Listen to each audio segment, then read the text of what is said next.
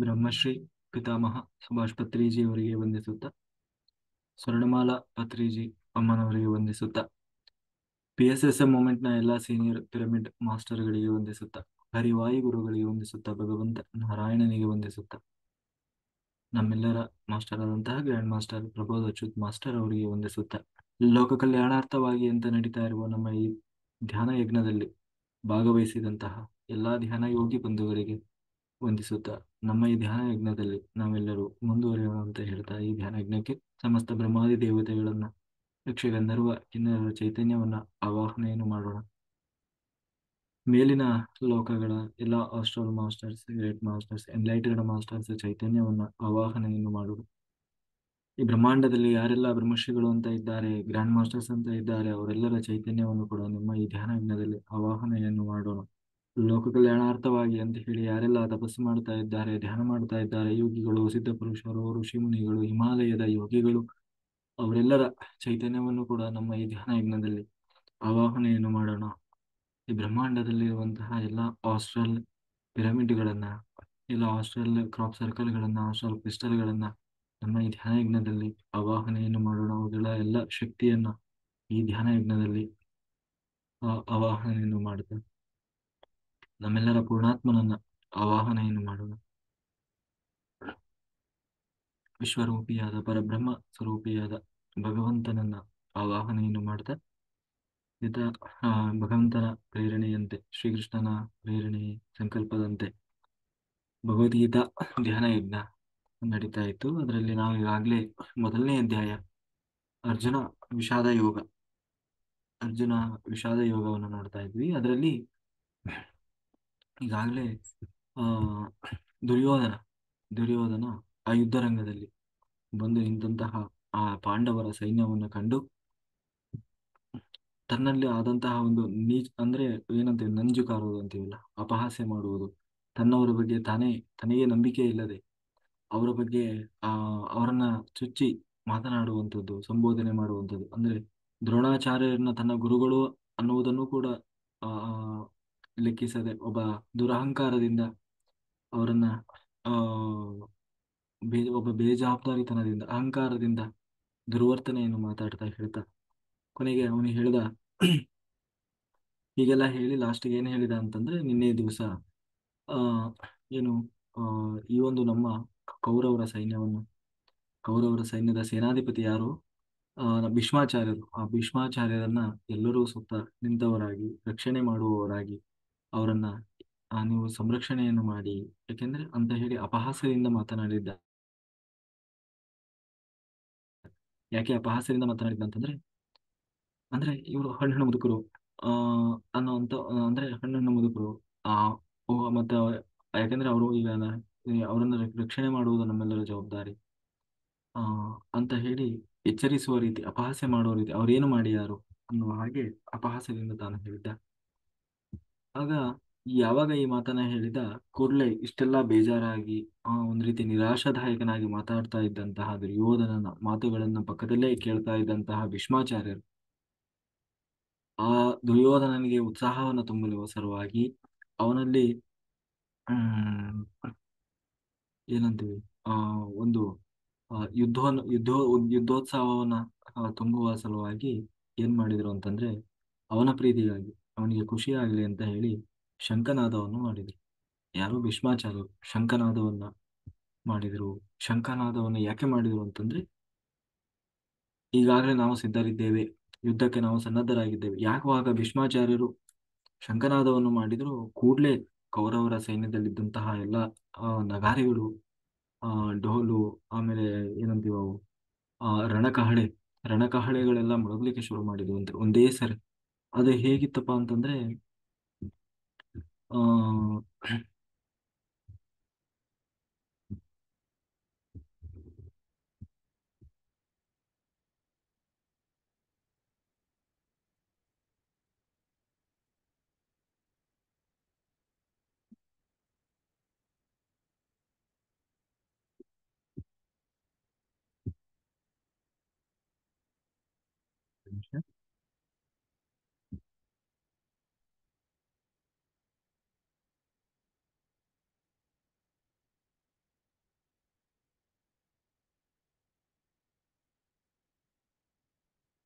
ಹ್ಮ್ ಹೀಗೆ ಆ ಆ ಒಂದು ಸಿಂಹ ಏನು ಆ ಅಷ್ಟೆಲ್ಲ ಏನು ಶಂಖನಾದವನ್ನು ಮಾಡಿದ್ರು ಭೀಷ್ಮಾಚಾರ್ಯರು. ಯಾವಾಗ ಭೀಷ್ಮಾಚಾರ್ಯರು ಶಂಖನಾದವನ್ನು ಮಾಡಿದ್ರು, ಕೂಡಲೇ ಕೌರವರ ಸೈನ್ಯದಲ್ಲಿದ್ದಂತಹ ಎಲ್ಲರೂ ಕೂಡ ಭೇರಿಗಳನ್ನ ಆ ಎಲ್ಲ ರಣಕಹಳೆಗಳನ್ನ ಏನು ಮೊಳಗಲಿಕ್ಕೆ ಶುರು ಮಾಡಿದ್ರಂತೆ.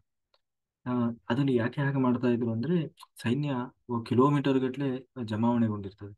ಏನನ್ನ ನಡೀತಾ ಇದೆ, ಏನಾಗ್ತಾ ಇದೆ ಅನ್ನೋದು ಕೂಡ ಕೆಲವರಿಗೆ ಗೊತ್ತಾಗ್ತಾ ಇರಲ್ಲ, ಹಿಂದಿರೋರಿಗೆಲ್ಲ. ಎಲ್ಲರಿಗೂ ಅದರ ಒಂದು ತಿಳುವಳಿಕೆ ಬರಬೇಕು ಅನ್ನೋ ಉದ್ದೇಶದಿಂದ ಆ ಏನ್ ಮಾಡಿರ್ತಾರೆ, ಈ ರೀತಿ ನಾವು ರೆಡಿ ಇದ್ದೇವೆ, ನಾವು ಸಿದ್ಧ ಇದ್ದೇವೆ, ನಮ್ಮ ಕಡೆಯಿಂದ ಯುದ್ಧಕ್ಕೆ ನಾವು ಯಾವ ಸಮಯದಲ್ಲಾದರೂ ನಾವು ರೆಡಿ ಇರಬೇಕು ಅಂತ ಹೇಳಿ ಒಂದು ಸೂಚನೆಯ ಹಾಗೆ ಭೀಷ್ಮಾಚಾರ್ಯರು ಮತ್ತೆ ಎಲ್ಲರೂ ಸೇರಿ ಆ ಇನ್ನು ನಾದವನ್ನು ಮಾಡಿದ್ರು. ಆ ನಾದ ಹೇಗಿತ್ತು ಅಂತಂದ್ರೆ ಕರ್ಕಶವಾಗಿತ್ತು ಅಂತ ಕೇಳಲಿಕ್ಕೆ. ಯಾಕೆಂದ್ರೆ ಒಂದು ಸಿಸ್ಟಮ್ ಇಲ್ಲ, ಯಾವುದನ್ನ ಹೇಗೆ ಬಾರಿಸಬೇಕು ಏನು ಇಲ್ಲ ಗೊತ್ತಿಲ್ಲ, ಒಟ್ಟಾರೆ ಹೇಗೆ ದಬ ದಬ ದಬ ದಬ ಬಾರಿಸೋದು. ಹಾಗೆ ಮನಸೋ ಇಚ್ಛೆ ಮನಸ್ಸಿಗೆ ಬಂದ ಹಾಗೆ ಒಟ್ಟಾರೆ ಕಾಟಾಚಾರಕ್ಕೆ ಬಾರಿಸಿದ್ರಂತೆ. ಯಾವಾಗ ಭೀಷ್ಮಾಚಾರ್ಯರು ಶಂಖನಾದವನ್ನು ಮಾಡಿದ್ರು, ಎದುರುಗಡೆ ನಿಂತಹ ಪಾಂಡವರ ಸೇನೆಯಲ್ಲಿ ನಿಂತಹ ಕೃಷ್ಣಾರ್ಜುನರು ಹ್ಮ್ ಯಾವಾಗ ಭೀಷ್ಮಾಚಾರ್ಯರು ಸಿಂಹನಾದವನ್ನು ಮಾಡಿದ ಕೂಡಲೇ ಆ ಎದುರುಗಡೆ ನಿಂತಹ ಆ ಪಾಂಡವರ ಸೈನ್ಯದ ಎದುರುಗಡೆ ನಿಂತಹ ಯಾರು ಕೃಷ್ಣಾರ್ಜುನರು. ಅದರಲ್ಲಿ ಮೊದಲನೇದಾಗಿ ಕೃಷ್ಣ ಕೂಡಲೇ ತಾನು ಶಂಖನಾದವನ್ನು ಮಾಡಿದಂತೆ. ತಥಾ ಶ್ವೇತರ್ಹೇ ಯುಕ್ತೆ ಮಹತೆ ಸೈಂಧಂತೆ ಸ್ಥಿತೌ ಮಾಧವಃ ಪಾಂಡವಶ್ಚೈವ ದಿವೌ ಶಂಕೌ ಪ್ರಧರ್ಮತುಃ. 14ನೇ ಶ್ಲೋಕ. ಅಂದ್ರೆ ಕೌರವ ಸೇನೆ ಯಾವಾಗ ಶಂಖಗಳನ್ನ ನಗಾರಿಗಳನ್ನ ಗದ್ದಲಗಳನ್ನ ಮಾಡಿದ್ರು, ಕೂಡಲೇ ಅದಕ್ಕೆ ಉತ್ತರವಾಗಿ ಮೊದಲು ಪಾಂಡವರ ಕಡೆ ಏನು ಶಂಖನಾದವನ್ನು ಮಾಡಿದವನು ಯಾರು ಅಂತಂದ್ರೆ ಕೃಷ್ಣ. ಕೃಷ್ಣ ಶಂಖನಾದವನ್ನು ಮಾಡಿದ ಅಂತಂದ್ರೆ ಯಾವ ಪಾಂಚಜನ್ಯ ಅನ್ನುವಂತಹ ಒಂದು ಆ ಏನು ಶಂಖ, ಆ ಶಂಖವನ್ನು ಮಾಡ್ತಾನೆ. ಪಾಂಚಜನ್ಯಂ ಋಷಿಕೇಶಂ ದೇವದತ್ತಂ ಧನಂಜಯ ಪೌಂಡ್ರಂ ದದ್ಮಾ ಮಹಾಶಂಕಂ ಭೀಮಕರ್ಮ ರುಕೋದರ. ಅಂದ್ರೆ ಯಾವಾಗ ಆ ಕೃಷ್ಣ ಕೂಡಲೇ ಮೊದಲು ಶಂಖನಾದವನ್ನು ಮಾಡಿದ. ಯಾಕೆ ಕೃಷ್ಣ ಶಂಖನಾದವನ್ನು ಮಾಡಿದ ಅಂತಂದ್ರೆ, ಇಡೀ ಕೌರವರ ಸೈನ್ಯಕ್ಕೆ ಉತ್ತರ ಕೊಡುವವನು ನಾನು. ಮೊದಲು ನೀವು ನನ್ನನ್ನು ಎದುರಿಸಬೇಕಾಗ್ತದೆ ಅಂತ ಹೇಳಿ ಉತ್ತರ ಕೊಡುವ ರೀತಿಯಲ್ಲಿ ಮೊದಲು ಆ ಇನ್ನು ಭೀಷ್ಮಾಚಾರ್ಯರ ಯಾವಾಗ ಶಂಖನಾದವನ್ನು ಮಾಡಿದ್ರು, ಅದಕ್ಕೆ ಉತ್ತರವಾಗಿ ಮೊದಲು ಕೃಷ್ಣ ತಾನು ಪಾಂಚಜನ್ಯವನ್ನ ಮೊಳಗಿಸಿದ. ಆಮೇಲೆ ಯಾವಾಗ ಕೃಷ್ಣ ಈ ಪಾಂಚಜನ್ಯ ಅಂತಂದ್ರೆ ಕೃಷ್ಣನಲ್ಲಿ ಇದ್ದಂತಹ ಒಂದು ಶಂಖ, ಆ ಶಂಖವನ್ನು ಅವನು ಹೆಂಗೆ ಪಡೆದಿದ್ದ ಅಂತಂದ್ರೆ ಆ ಅವನು ಸಾಂದೀಪಿನಿ ಮುನಿಗಳ ಹತ್ರ ವಿದ್ಯಾಭ್ಯಾಸವನ್ನು ಮಾಡ್ತಾನೆ. ಯಾರು? ಕೃಷ್ಣ ಸಾಂದೀಪಿನಿ ಋಷಿ ಏನು ಇವನು ಗುರುಗಳ ಜೊತೆಗೆ 64 ದಿವಸದಲ್ಲಿ 64 ವಿದ್ಯೆಗಳನ್ನ ಕಲಿತು ಬರ್ತಾನೆ. ಕೊನೆಗೆ ಗುರುದಕ್ಷಿಣೆಯನ್ನ ಕೊಡ್ಬೇಕಲ್ಲ, ಅದಕ್ಕೆ ಗುರುದಕ್ಷಿಣೆಯನ್ನ ನಾನು ಏನು ಕೊಡ್ಲಿ ಅಂತ ಕೇಳಿದಾಗ ಅದಕ್ಕೆ ಸಂದೀಪಿನಿ ಋಷಿಗಳು, ನನ್ನ ಪತ್ನಿಯನ್ನ ಕೇಳು, ನನಗೇನು ಬೇಕಾಗಿಲ್ಲಪ್ಪ, ಎಲ್ಲ ಕಳ್ಕೊಂಡ್ಬಿಟ್ಟಿದ್ದೀನಿ ನಾನು ಅಂತ ನಿರಾಶಾದಾಯಕವಾಗಿ ಹೇಳಿದಾಗ, ಸಾಂದೀಪಿನಿಯ ಆ ಮುನಿಗಳ ಪತ್ನಿ, ಅವರಿಗೆ ಒಬ್ಬ ಮಗ ಇರ್ತಾನೆ, ಅವನು ನೀರಲ್ಲಿ ಬಿದ್ದು ಸತ್ತೋಗಿದ್ದ. ಅದಕ್ಕೆ ಆ ಅವನನ್ನು ತಂದು ಕೊಡ್ತೀಯ ಕೃಷ್ಣ, ನೀನು ಸಾಕ್ಷಾತ್ ಭಗವಂತ ಅಲ್ವಾ, ನೀನು ಎಲ್ಲವನ್ನೂ ಮಾಡ್ಲಿಕ್ಕೆ ಸಾಧ್ಯ ಇದ್ದಿ, ನನ್ನ ಮಗನನ್ನ ಒಂದು ವೇಳೆ ಬದುಕಿಸಿ ಕೊಡ್ಲಿಕ್ಕಾದ್ರೆ ಸಾಧ್ಯವಾದ್ರೆ ಕರ್ಕೊಂಡು ಬಾ ಅಂತ ಹೇಳಿ ಅವ್ರು ಹೇಳಿರ್ತಾರೆ. ಅದಕ್ಕೆ ಕೃಷ್ಣ ಹುಡುಕಿಕೊಂಡು ಹೋದಾಗ ಆ ಅವನ ಮಗ ಏನಾಗಿರ್ತಾನೆ ಅಂತಂದ್ರೆ, ಪಂಚಜನ ಅನ್ನುವಂತ ಒಬ್ಬ ದೈತ್ಯ, ಅವನು ಸಮುದ್ರದಲ್ಲಿ ಇರ್ತಾನೆ. ಅವನು ಏನ್ ಮಾಡಿರ್ತಾನೆ ಅಂತಂದ್ರೆ ಅವನನ್ನ ಕೊಂದಿರ್ತಾನೆ. ಆ ಅವಾಗ ಅಂದ್ರೆ ಸೆರೆ ಹಿಡ್ಕೊಂಡು ಕೊಂದಿರ್ತಾನೆ. ಕೊನೆಗೆ ಅವನನ್ನ ಪುನಃ ಅವನು ಹೋಗಿ ಕರ್ಕೊಂಡು ಬರ್ತಾನೆ. ಎಲ್ಲಿವರೆಗೆ ಅಂತಂದ್ರೆ ಅವನನ್ನ ಕೊಂದು ಆ ಪಾಂಚಜನ್ಯವನ್ನ ಹಿಡಿತಾನೆ. ಆದ್ರೆ ಅವನು ಅಲ್ಲೂ ಸಿಗೋದಿಲ್ಲ, ಯಾಕೆಂದ್ರೆ ಅವನು ಸತ್ತೋಗಿರ್ತಾನೆ. ಜೊತೆಗೆ ಅವನು ಎಲ್ಲಿ ಹೋಗ್ತಾನೆ ಅಂದ್ರೆ ಯಮಲೋಕಕ್ಕೆ ಹೋಗ್ತಾನೆ ಕೃಷ್ಣ. ಯಮಲೋಕಕ್ಕೆ ಹೋಗಿ ಯಮಧರ್ಮರಾಜನನ್ನ ಆ ಯಮಲೋಕದಲ್ಲಿ ಹೋಗಿ ನಿಂತು ಪಾಂಚಜನ್ಯವನ್ನ ಮೊಳಗಿಸ್ತಾನೆ, ಶಂಖನಾದವನ್ನು ಮಾಡ್ತಾನೆ ಕೃಷ್ಣ. ಇದೆ ಅಂದ್ರೆ ಈ ಒಂದು ಪಂಚಜನ ಅನ್ನುವ ರಾಕ್ಷಸನನ್ನ, ಅಸುರನನ್ನ ಏನು ಸಂಹಾರ ಮಾಡುವಾಗ ಆ ಒಂದು ಸಮುದ್ರದಲ್ಲಿ ಸಿಕ್ಕಂತಹ ಶಂಖವೇ ಪಾಂಚಜನ್ಯ. ಅದೇ ಪಾಂಚಜನ್ಯವನ್ನ ಹಿಡಿದು, ಶಂಖವನ್ನ ಹಿಡಿದು ಕೃಷ್ಣ ಆ ಇದಕ್ಕೆ ಹೋಗ್ತಾನೆ, ಇದೆ ಯಮಪುರಿಗೆ ಹೋಗಿ ಅಲ್ಲಿ ಶಂಖನಾದವನ್ನು ಮಾಡಿದಾಗ ಯಮಧರ್ಮರಾಜ ಬರ್ತಾನೆ. ಯಾಕೆ ಸ್ವಾಮಿ ಇಲ್ಲಿಯವರೆಗೆ ಬಂದಿದ್ದಿ ಅಂತ ಕೇಳುವಾಗ, ಹೀಗೆ ನನ್ನ ಗುರುಗಳ ಮಗ ನಿನ್ನ ಲೋಕದಲ್ಲಿದ್ದಾನೆ, ಅವನು ಬೇಕಾಗಿದ್ದಾನೆ ಈಗ ಅಂತ ಹೇಳಿದಾಗ ಪುನಃ ಅವನಿಗೆ ಆ ಸಾಯುವಾಗ ಯಾವ ದೇಹವನ್ನ ಇಟ್ಟಿದ್ದನೋ ಅದೇ ದೇಹವನ್ನ ಕೊಟ್ಟು ಪುನಃ ಕರ್ಕೊಂಡು ಬಂದು ಸಾಂದೀಪಿನಿ ಮುನಿಗಳಿಗೆ ಅವರ ಮಗನನ್ನು ತಾನು ಒಪ್ಪಿಸ್ತಾನೆ. ಆ ಅಂತಹ ಒಂದು ಪಾಂಚಜನ್ಯ. ಇನ್ನು ಯಾವಾಗ ಕೃಷ್ಣ ಆ, ಏನು ಶಂಖನಾದವನ್ನು ಮಾಡಿದ ಕೂಡಲೇ ಧನಂಜಯ ದೇವದತ್ತ ದೇವದತ್ತ ಅನ್ನುವಂತಹ ಒಂದು ಶಂಖವನ್ನ, ಯಾರು ಅಂತಂದ್ರೆ ಅರ್ಜುನ ಕೂಡಲೇ ತಾನು ಶಂಖನಾದವನ್ನು ಮಾಡಿದ. ಅವನ ಹಿಂದೆ ಕೃಷ್ಣ ಮೊಳಗಿಸಿದ ಕೂಡಲೇ ಅರ್ಜುನನು ಕೂಡ ಈ ದೇವದತ್ತ ಅನ್ನುವಂತಹ ಶಂಖವನ್ನ ಅವನು ಹೇಗೆ ಪಡೆದಿದ್ದ ಅಂತಂದ್ರೆ ಆ ಈ ಏನು ವನವಾಸದ ಸಮಯದಲ್ಲಿ ಅರ್ಜುನ ದೇವತೆಗಳಿಗೆ ಸಹಾಯ ಮಾಡಬೇಕು ಅಂತ ಹೇಳಿ ಅಂದ್ರೆ ಇಂದ್ರಲೋಕಕ್ಕೆ ಹೋಗಿರ್ತಾನೆ, ಇಂದ್ರ ಕರ್ಕೊಂಡು ಹೋಗಿರ್ತಾನೆ. ಆಗ ಅಲ್ಲಿ ಆ ದೇವತೆಗಳಿಗೋಸ್ಕರ ಯುದ್ಧ ಆಗ್ತದೆ. ಆ ಆ ಯುದ್ಧದಲ್ಲಿ ಅರ್ಜುನ ದೇವತೆಗಳಿಗೆ ಸಹಾಯ ಮಾಡ್ತಾನೆ. ಆ ಕಾರಣಕ್ಕಾಗಿ ಇಂದ್ರ ಅವನಿಗೆ ಉಡುಗೊರೆಯಾಗಿ ಕೊಟ್ಟಿದ್ದ. ಅಂದ್ರೆ ಇದು ಏನು ಸ್ವರ್ಗಲೋಕದ ಒಂದು ಇದು ಏನು ಶಂಖ, ಅಂತಹ ದೇವದತ್ತವಾದಂತಹ ಶಂಖ. ಆ ಶಂಖವನ್ನು ಮೊಳಗಿಸಿದ. ಹಾ ಅದ್ರ ಕೂಡಲೇ ಅವನ ಹಿಂದೆ ಋಕೋದರ ಋಕೋದರ ಅಂದ್ರೆ ಭೀಮಸೇನ ಕೂಡ ಯಾವಾಗ ಅರ್ಜುನ ಶಂಖನಾದವನ್ನು ಮಾಡಿದ ಕೂಡಲೇ ಭೀಮಸೇನ ಕೂಡ ಶಂಖನಾದವನ್ನು ಮಾಡಿದ. ಇಲ್ಲಿ ಋಕೋಧರ ಅಂತ ಕರೀತಾರೆ ಭೀಮಸೇನನ್ನ. ಋಕೋಧರ ಅಂತಂದ್ರೆ ಅದರ ಅರ್ಥ ಇಡೀ ವಿಶ್ವವನ್ನ ಸುಡಬಲ್ಲಂತಹ ಅಗ್ನಿಯನ್ನ ತನ್ನ ಹೊಟ್ಟೆಯಲ್ಲಿ ಧರಿಸಿದವನು ಅಂತ ಅರ್ಥ. ಅಂದ್ರೆ ಭೀಮಸೇನ ಅಂತಹ ಪರಾಕ್ರಮಿ. ಆ ಹಾಗೆ ಆದ್ರೆ ಇಲ್ಲಿ ಕೃಷ್ಣನಿಗೆ ಹೇಳ್ತಾರೆ ಋಷಿಕೇಶ ಅಂತ ಹೇಳ್ತಾರೆ. ಋಷಿಕೇಶ ಅಂತಂದ್ರೆ ಆ ಯಾಕೆ ಹೇಳ್ತಾರೆ ಅಂತಂದ್ರೆ ಇಲ್ಲಿ ಪ್ರತಿಯೊಂದು ಶ್ಲೋಕದಲ್ಲೂ ಕೂಡ ಒಬ್ಬೊಬ್ಬರನ್ನ ಅವರವರ ಬೇರೆ ಬೇರೆ ಹೆಸರುಗಳಿಂದ ಕರೀತಾ ಹೋಗ್ತಾರೆ. ಅಂದ್ರೆ ಒಂದೊಂದು ಹೆಸರಿನಲ್ಲೂ ಒಂದೊಂದು ವಿಶಿಷ್ಟತೆ ಇರುವುದನ್ನ ಹೇಳ್ತಾರೆ. ಅಂದ್ರೆ ಇಲ್ಲಿ ಋಷಿಕೇಶ ಅಂತ ಯಾಕೆ ಹೇಳ್ತಾ ಇದ್ದಾರೆ, ಅರ್ಜುನನನ್ನ ಧನಂಜಯ ಅಂತ ಕರೀತಾ ಇದ್ದಾರೆ. ಅಂದ್ರೆ ಈ ಒಂದೊಂದು ಯಾಕೆ ಧನಂಜಯ ಅಂತ ಕರೀತಾರೆ ಅಂದ್ರೆ ಅವನು ಧನವನ್ನ ಗೆದ್ದವನು. ಎಂತಹ ಧನ, ಇವತ್ತು ಸಾಕ್ಷಾತ್ ಕೃಷ್ಣ ಸಾರಥಿಯಾಗಿ ಬಂದು ಕೂತಿದ್ದಾನೆ. ಆ ಆ ಭಗವಂತ ಸಾರಥಿಯಾಗಿ ಬರಬೇಕಂತಂದ್ರೆ ನಾವು ಯಾವ ಧನದಿಂದ ಅವನನ್ನ ಪಡ್ಕೊಳ್ಳಿಕ್ಕೆ ಸಾಧ್ಯ? ಹಣವನ್ನ ಕೊಟ್ಟರೆ ಬರುವವನಲ್ಲ, ಆಸೆ ತೋರಿಸಿದ್ರೆ ಬರುವವನಲ್ಲ. ಆ, ಇನ್ನು ಯಾವುದನ್ನೂ ಕೊಟ್ಟು ಕೃಷ್ಣನನ್ನ ಕರ್ಕೊಂಡು ಬರ್ಲಿಕ್ಕೆ ಸಾಧ್ಯ ಇಲ್ಲ. ಅದು ಎಂಥದ್ದು ಡ್ರೈವರ್ ಕೆಲಸ. ಆ ಕೆಲಸ ಮಾಡ್ಲಿಕ್ಕೆ ಕೃಷ್ಣ ಬಂದು ಕೂತಿದ್ದಾನೆ ಅಂತಂದ್ರೆ ಕೃಷ್ಣ ಬಯಸುವ ಧನ ಯಾವುದು ಅಂತಂದ್ರೆ ಭಕ್ತಿ ಎನ್ನುವ ಧರ್ಮ ಎನ್ನುವ ಅಂತಹ ಧನವನ್ನ ಭಕ್ತಿಯಲ್ಲಿ ಆ ವಿಜಯನಾದವನು ಯಾರು? ಧನಂಜಯ. ಎರಡನೇದಾಗಿ ಅವನು ಎಲ್ಲಾ ಕಡೆ ಹೋಗಿ ಆ ಏನು ದಂಡಯಾತ್ರೆಯನ್ನ ಮಾಡಿ, ಇದಕ್ಕಿಂತ ಮುಂಚೆ ಅವನು ಮತ್ತೆ ಭೀಮಸೇನ ದಂಡಯಾತ್ರೆಯನ್ನ ಮಾಡಿ ಅಪಾರ ಪ್ರಮಾಣದ ಧನವನ್ನು ಸಂಗ್ರಹ ಮಾಡಿ ಕೊನೆಗೆ ಎಲ್ಲವನ್ನ ತಂದು ಧೃತರಾಷ್ಟ್ರನಿಗೆ ಸಮರ್ಪಣೆ ಮಾಡ್ತಾರೆ. ಇವ್ರು ಏನೂ ಇಟ್ಕೊಳ್ಳಲ್ಲ. ಅಷ್ಟೊಂದು ಸಂಪತ್ತನ್ನ ತಂದ್ರೂ ಕೂಡ ಆ ಕೊನೆಗೆ ಆ ರಾಜನಿಗೆ ಒಪ್ಪಿಸ್ತಾರೆ. ಹಾಗಾಗಿ ಧನವನ್ನ ಜಯಿಸಿದ್ದರಿಂದ, ಅಷ್ಟು ಜಯಿಸಿದ್ದರೂ ಕೂಡ ಅದ್ರ ಮೇಲೆ ವ್ಯಾಮೋಹವನ್ನ ಹೊಂದದೆ ಇದ್ದಿದ್ದರಿಂದ ಅವನನ್ನು ಧನಂಜಯ ಅಂತ ಹೇಳಿ ಕೂಡ ಕರೀತಾರೆ. ಇನ್ನು ಋಷಿಕೇಶ ಅಂದ್ರೆ ಆ ಇಂದ್ರಿಯಗಳ ಒಡೆಯ ಅಂತ ಹೇಳಿ. ಅಂದ್ರೆ ನಮ್ಮಲ್ಲಿ ಪಂಚೇಂದ್ರಿಯಗಳು ಅಂತ ಏನಿರ್ತದೆ, ಆ ಪಂಚೇಂದ್ರಿಯಗಳನ್ನ ನಿಗ್ರಹ ಮಾಡುವಂತವನು ಅದು ಭಗವಂತ. ಹಾಗಾಗಿ ಅವನನ್ನ ಋಷಿಕೇಶ ಅಂತ ಕರೀತಾರೆ.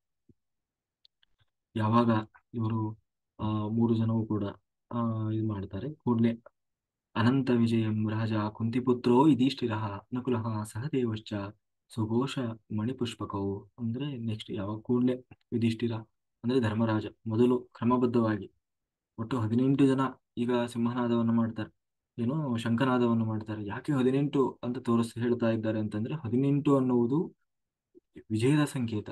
ಆ ಹಾಗೆ ಮೊದಲು ಏನು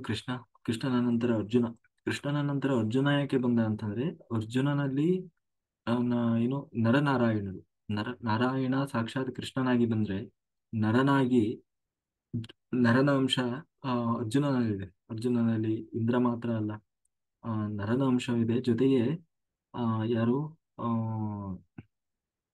ಇವನು ಯಾರು ಆ ಶೇಷನ ಅಂಶವೂ ಕೂಡ ಇದೆ. ಹಾಗಿದ್ದರಿಂದ ಅವನನ್ನ ಎರಡನೇದಾಗಿ ತೋರಿಸ್ತಾರೆ. ಮೂರನೇದಾರ ಅಂತಂದ್ರೆ ಋಕೋದರ ಅಂದ್ರೆ ವಾಯುದೇವರು, ಆ, ಅಂದ್ರೆ ಹನುಮಂತ ಅಂತೀವಲ್ಲ, ಅವರು ಭೀಮಸೇನ. ಅವನ ಆದ ಮೇಲೆ ಬರುವಂತವನು ಒಬ್ಬ ರಾಜನಾಗಿ ಯುಧಿಷ್ಠಿರ. ತಾನು ಅವನು ಇಡೀ ಸೈನ್ಯದ ಹೊಣೆಯನ್ನು ಹೊತ್ತವನಾಗಿ ತನ್ನ ಕರ್ತವ್ಯದ ಪ್ರತೀಕವಾಗಿ ಯುಧಿಷ್ಠಿರ ತಾನು ಸಿಂಹ ಏನು ಶಂಖನಾದವನ್ನು ಮಾಡಿದ. ಅದು ಎಂತ ಎಂತ ಶಂಖ ಅಂತಂದ್ರೆ ಅನಂತ ವಿಜಯ ಅನ್ನುವಂಥ ಶಂಖವನ್ನು ನಂತರ ನಕುಲ ಸಹದೇವರು ಸುಘೋಷ ಮುನಿಪುಷ್ಪಕಂ ಅಂತಂತ ಅನ್ನುವಂಥ ಹೀಗೆ ಪಾಂಡವರು 5 ಜನ ಪಾಂಡವರು ಜೊತೆಗೆ ಕೃಷ್ಣ ಒಟ್ಟು 6 ಜನ ಹೀಗೆ ಶಂಖನಾದವನ್ನು ಮಾಡಿದರು. ಒಬ್ಬರಾದ್ಮೇಲೆ ಒಬ್ಬರು ಒಬ್ಬರಾದ್ಮೇಲೆ ಒಬ್ಬರು ಹಾಗೆ ಕಾಶ್ಯಚ ಪರಮೇಶ್ವಾಸಃ ಶಿಖಂಡಿ ಚ ಮಹಾರಥಃ ದುಷ್ಟಧುಮ್ನೋ ವಿರಾಟಶ್ಚ ಸಾತ್ಯ ಸಾತ್ಯಕಿಶ ಕಿಶ್ಚ ಪರಾಜಿತಃ ಅಂತಂದ್ರೆ ಹಿರಿಯನಾದಂತಹ ಕಾಶಿರಾಜ ಜೊತೆಗೆ ಹಿರಿಯ ಅಂತಂದ್ರೆ ಬಹಳ ವಯಸ್ಸಾಗಿತ್ತು, ಹಣ್ಣು ಮುದುಕ ಅಂತಹ ಕಾಶಿರಾಜನು ಕೂಡ ಇವತ್ತು ಅತ್ಯಂತ ಉತ್ಸಾಹದಿಂದ ಶಂಖನಾದ, ಯಾಕಂದ್ರೆ ಶಂಖನಾದ ಮಾಡೋದು ಅಂತ ಶಂಖ ಊದೋದು ಅಂತಂದ್ರೆ ಅದಕ್ಕೆ ಬಹಳ ಎನರ್ಜಿ ಬೇಕು. ಅದಕ್ಕೆ ಫುಲ್ಲು ಅಷ್ಟು ಗಾಳಿ ಊದಬೇಕು ಅವಾಗ ಮಾತ್ರ ಶಂಖ ಚೆನ್ನಾಗಿ ಸೌಂಡ್ ಬರ್ತದೆ. ಅಂದ್ರೆ ಹೊಟ್ಟೆಯಿಂದ ಫುಲ್ಲು ಗಾಳಿಯನ್ನು ತಗೊಂಡು ಜೋರು ಉಸಿರುಗಟ್ಟಿ ಊದಬೇಕು, ಅವಾಗ ಮಾತ್ರ ಚೆನ್ನಾಗಿ ಬರುತ್ತೆ. ಶಂಖ ಊದೋದ್ರಲ್ಲೂ ಒಂದು ಇದಿದೆ, ಕಲೆ ಇದೆ.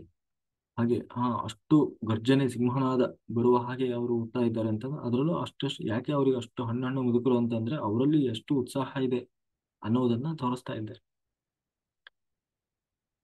ಹಾಗೆ ದುಷ್ಟದುಮ್ನ ಮತ್ತೆ ವಿರಾಟ ಸಾತ್ಯಕಿ ಹೀಗೆ ಎಲ್ಲರೂ ಕೂಡ ಶಂಖನಾದ ಒಬ್ಬೊಬ್ಬರೇ ಆ ಏನು ಶಂಖನಾದವನ್ನು ಮಾಡ್ತಾ ಬಂದರು. ಜೊತೆಗೆ ದ್ರೌಪದೇಯಾಶ್ಚ ಸರ್ವಶಃ ಪ್ರತೀವಿಪತೆ ಸೌಭದ್ರಶ್ಚ ಮಹಾಬಾಹೋ ಶಂಖ ದದ್ಮುಃ ಪೃಥಕ್ ಅಂದ್ರೆ ದೃಪದ ದೃಪದ ಜೊತೆಗೆ ದ್ರೌಪದಿಯ ಮಕ್ಕಳು ಜೊತೆಗೆ ಅಭಿಮನ್ಯು ಹೀಗೆ ಎಲ್ಲರೂ ಕೂಡ ಒಬ್ಬರಾದ್ಮೇಲೆ ಒಬ್ರು ಏನು ಶಂಖನಾದವನ್ನು ಮಾಡ್ತಾ ಬಂದ್ರು. ಹೀಗೆ ಒಟ್ಟು ಎಷ್ಟು ಜನ ಮಾಡಿದ್ರು ಅಂತಂದ್ರೆ ಒಟ್ಟು 18 ಜನ ಎಲ್ಲರೂ ಸೇರಿ ಒಟ್ಟು 18 ಜನ ಶಂಖನಾದವನ್ನು ಮಾಡ್ತಾರೆ. ಆ ಆದ್ರೆ ಇಲ್ಲಿ ಇವರು ಎಲ್ಲರೂ ಒಬ್ಬರಾದ್ಮೇಲೆ ಒಬ್ರು ಶಂಖನಾದವನ್ನು ಮಾಡಿದರೆ ಆ ಕಡೆ ಒಬ್ಬನೇ ಒಬ್ಬ ಶಂಖನಾದ ಮಾಡಿದ್ರು, ಯಾರೋ ಭೀಷ್ಮಾಚಾರ್ಯರು. ಯಾಕೆ ಶಂಖನಾದ ಅಂದ್ರೆ ಇವರಿಗೆ ಅಷ್ಟೊಂದು ಶಂಖನಾದದ ಅರ್ಥ ಏನು ಅಂತಂದ್ರೆ ಅದು ಧರ್ಮದ ಸಂಕೇತ, ಕೃಷ್ಣನ ಆಯುಧ. ಎರಡನೇದಾಗಿ ಶಂಖನಾದವನ್ನ ಕೇಳಿದ್ರೆ ದುಷ್ಟರಿಗೆ ಎದೆನಡುಗಿಸುವಂಥದ್ದು, ಅಂದ್ರೆ ಅಸುರ ಶಕ್ತಿಗಳು ಒಂದು ಪಾಸಿಟಿವ್ ಎನರ್ಜಿ ಡೆವಲಪ್ ಆಗ್ತದೆ. ಹಾಗಾಗಿ ಶಂಖನಾದವನ್ನು ಮಾಡ್ತಾರೆ. ಯಾವಾಗ ಶಂಖನಾದವನ್ನು ಮಾಡ್ತಾರೆ ಆಗ ಅಲ್ಲಿ ಒಂದು ಪಾಸಿಟಿವ್ ಎನರ್ಜಿ ಕ್ರಿಯೇಟ್ ಆಗ್ತದೆ. ನೆಗೆಟಿವ್ ಎನರ್ಜಿ ಅಂತ ಏನಿರುತ್ತೆ ಅದಕ್ಕೆ ಅದನ್ನ ಕೇಳಿಸ್ಲಿಕ್ಕೆ ಅಥವಾ ಅಲ್ಲಿ ಅದನ್ನ ತಡಿಲಿಕ್ಕೆ ಆಗೋಲ್ಲ, ಓಡಿ ಹೋಗ್ತವೆ. ಹಾಗಾಗಿ ನಿತ್ಯವೂ ಕೂಡ ಶಂಖನಾದವನ್ನು ಮಾಡಬೇಕು ಅನ್ನೋದು ಒಂದು ಪ್ರತೀತಿ. ಹಾಗೆ ಹ್ಮ್ ಹೀಗೆ ಈ ಶಂಖನಾದವನ್ನು ಮಾಡ್ತಾರೆ. ಜೊತೆಗೆ ಆದ್ರೆ ಆ ಕಡೆ ಆ ಏನು ಕೌರವರ ಕಡೆಗೆ ಯಾರೂ ಶಂಖನಾದವನ್ನು ಮಾಡಲಿ, ಒಬ್ಬರೇ ಭೀಷ್ಮಾಚಾರ್ಯರು ಮಾತ್ರ ಮಾಡಿದ್ರು. ಅದು ಇವರ ಒಂದು ಶಂಖನಾದವನ್ನು ಕೇಳಿ ಆ ಇಡೀ ಕೌರವ ಸೇನೆ ನಡುಗಿ ಹೋಯ್ತಂತೆ. ಅಂದ್ರೆ ಅಷ್ಟು ಭಯಂಕರವಾಗಿತ್ತು. ಅದರಲ್ಲೂ ಕೃಷ್ಣ ಎಲ್ಲೇ ಹೋದ್ರೂ ಕೂಡ ಮೊದಲು ಮಾಡೋದು ಶಂಖನಾದ ಅಂತ. ಯಾವಾಗ ಕೃಷ್ಣ ಶಂಖನಾದ ಮಾಡಿದ ಅವಾಗ್ಲೇ ಆ ಒಂದು ವೈಬ್ರೇಷನ್ಗೆನೆ ಎದುರಾಳಿಗಳು ಅರ್ಧ ಸೋತು ಹೋಗ್ಬಿಟ್ಟಿದ್ರಂತೆ. ಅಂದ್ರೆ ಅಷ್ಟು ಶಕ್ತಿ ಇರ್ತಾ ಇತ್ತಂತ ಅದಕ್ಕೆ. ಹಾಗೆ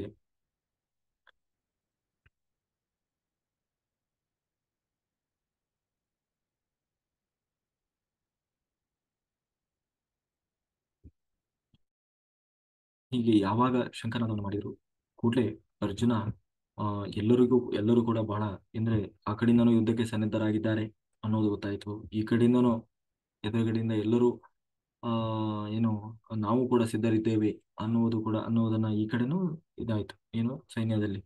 ಆದಾಗ ಇವಾಗ ಎಲ್ಲರಿಗೂ ಆ ಒಂದು ಶಬ್ದ ಹೇಗಿರ್ತದೆ ಅಂದ್ರೆ ಎಲ್ಲರಲ್ಲೂ ಒಂದು ರೀತಿ ಏನು ಆವೇಶ ರೋಷಾವೇಶವನ್ನ ಯುದ್ಧಕ್ಕೆ ಉತ್ಸಾಹವನ್ನ ತುಂಬುತ್ತದೆ. ಇಡೀ ರೋಮಗಳೆಲ್ಲ ಎದ್ದು ನಿಲ್ತವೆ.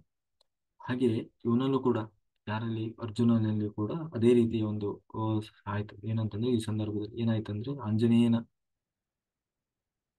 ಪತಾಕೆ ಅಂತಂದ್ರೆ ಏನು ಅರ್ಜುನನ ರಥದ ಧ್ವಜದಲ್ಲಿ ಹನುಮಂತ ಬಂದು ಕೂತಿರ್ತಾನೆ.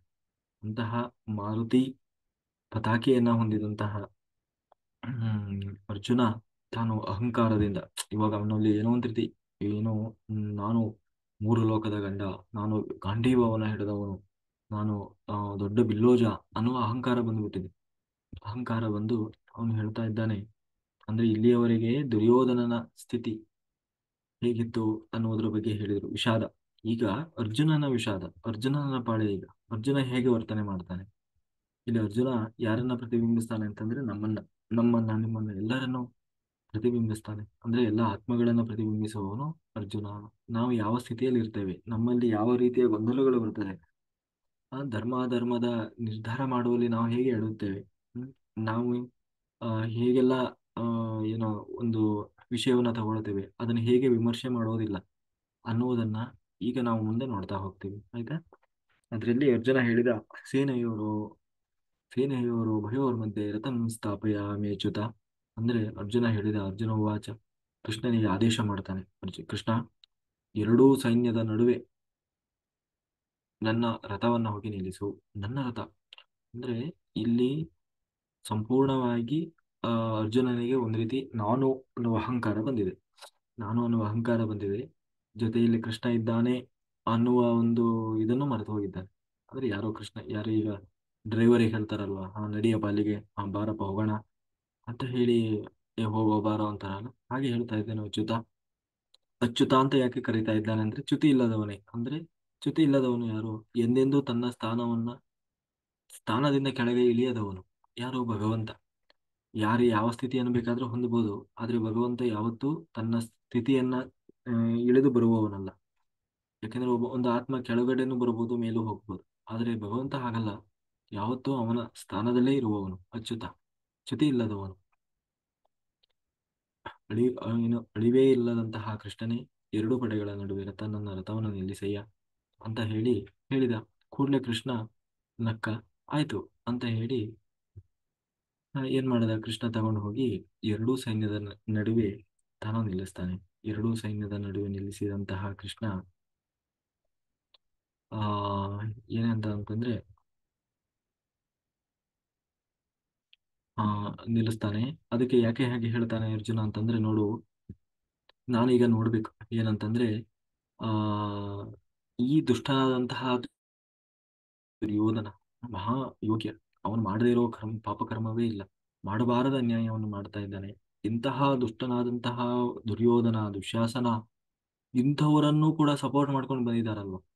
ಆ ಇಂಥವರನ್ನು ಕೂಡ, ಇಂಥವರ ಪರವಾಗಿ ನಿಮ್ಮನ್ನ ನಾವು ರಕ್ಷಣೆ ಮಾಡ್ತೇವೆ, ನಿಮ್ಮ ಪರವಾಗಿ ಹೋರಾಟ ಮಾಡ್ತೇವೆ ಅಂತ ಹೇಳಿ ಅವನಿಗೆ ಸಪೋರ್ಟ್ ಮಾಡ್ಕೊಂಡು ಬಂದಿದ್ದಾರಲ್ಲ, ಅವ್ರನ್ನೆಲ್ಲ ಒಂದು ಸಾರಿ ನಾವು ನೋಡ್ಬೇಕು. ಅಂದ್ರೆ ಇಂಥ ಅಯೋಗ್ಯರಿಗೂ ಸಪೋರ್ಟ್ ಮಾಡ್ಲಿಕ್ಕೆ ಬಂದಿದಾರಲ್ಲ, ಅವ್ರೆಂತ ಅಯೋಗ್ಯರು ಇರ್ಬೋದು. ಅಂತಹ ಮುಖಗಳನ್ನೆಲ್ಲ ನಾನು ಒಮ್ಮೆ ನೋಡ್ಬೇಕು.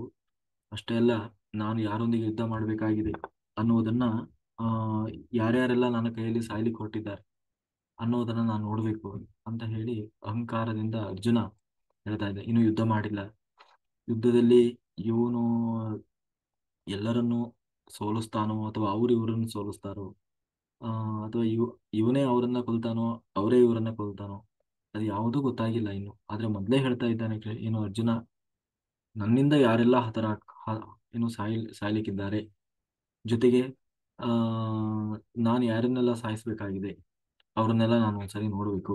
ನೀನು ಅದಕ್ಕೆ ಏನ್ ಮಾಡು, ಆ ಎರಡೂ ಸೈನ್ಯದ ನಡುವೆ ನನ್ನ ರಥವನ್ನು ತಗೊಂಡು ಹೋಗಿ ನಿಲ್ಲಿಸು ಅಂತ ಹೇಳಿ ಆದೇಶ ಮಾಡಿದ.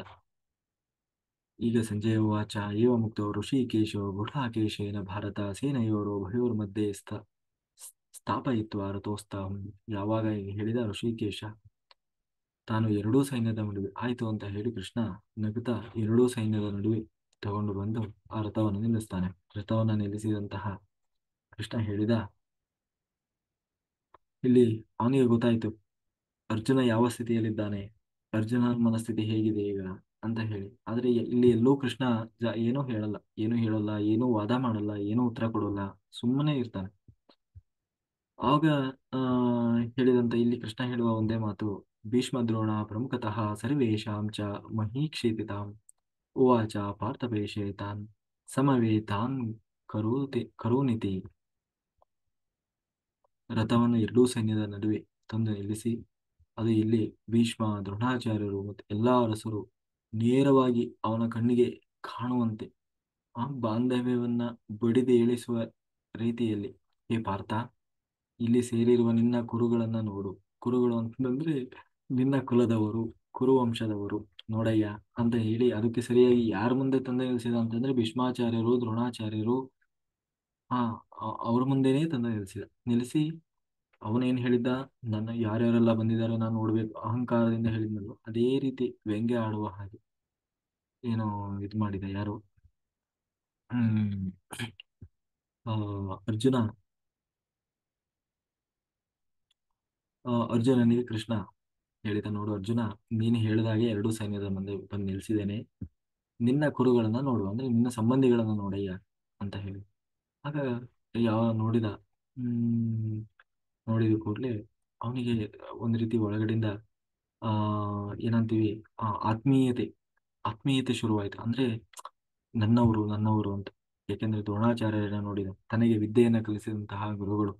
ಎಂತಹ ಗುರುಗಳು ಅಂತಂದ್ರೆ ದ್ರೋಣಾಚಾರ್ಯರು ಶಪಥ ಮಾಡಿದ್ದಾರೆ ಏನಂತ, ತನ್ನ ಮಗನನ್ನಲ್ಲ, ತನ್ನ ಮಗನಾದಂತಹ ಅಶ್ವತ್ಥಾಮನನ್ನಲ್ಲ, ಬದಲಾಗಿ ಅರ್ಜುನನನ್ನ ಮಹಾಬಿಲ್ಲೋಜನನ್ನಾಗಿ ಮಾಡ್ತೇನೆ.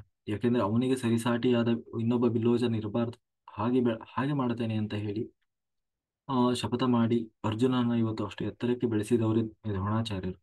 ಅಂತಹ ದ್ರೋಣ, ಅಂತಹ ಗುರುಗಳು. ಇನ್ನು ಅಜ್ಜ ಭೀಷ್ಮಾಚಾರ್ಯರು, ಆ ಆ, ಈ ಸಣ್ಣವರಿದ್ದಾಗಲಿಂದಲೂ ಅವರ ಜೊತೆಗೆ ಬೆಳೆದಂಥವರು ಭೀಷ್ಮಾಚಾರ್ಯರು ಬಹಳ ಪ್ರೀತಿಯಿಂದ ಬೆಳೆಸಿದ್ದಾರೆ.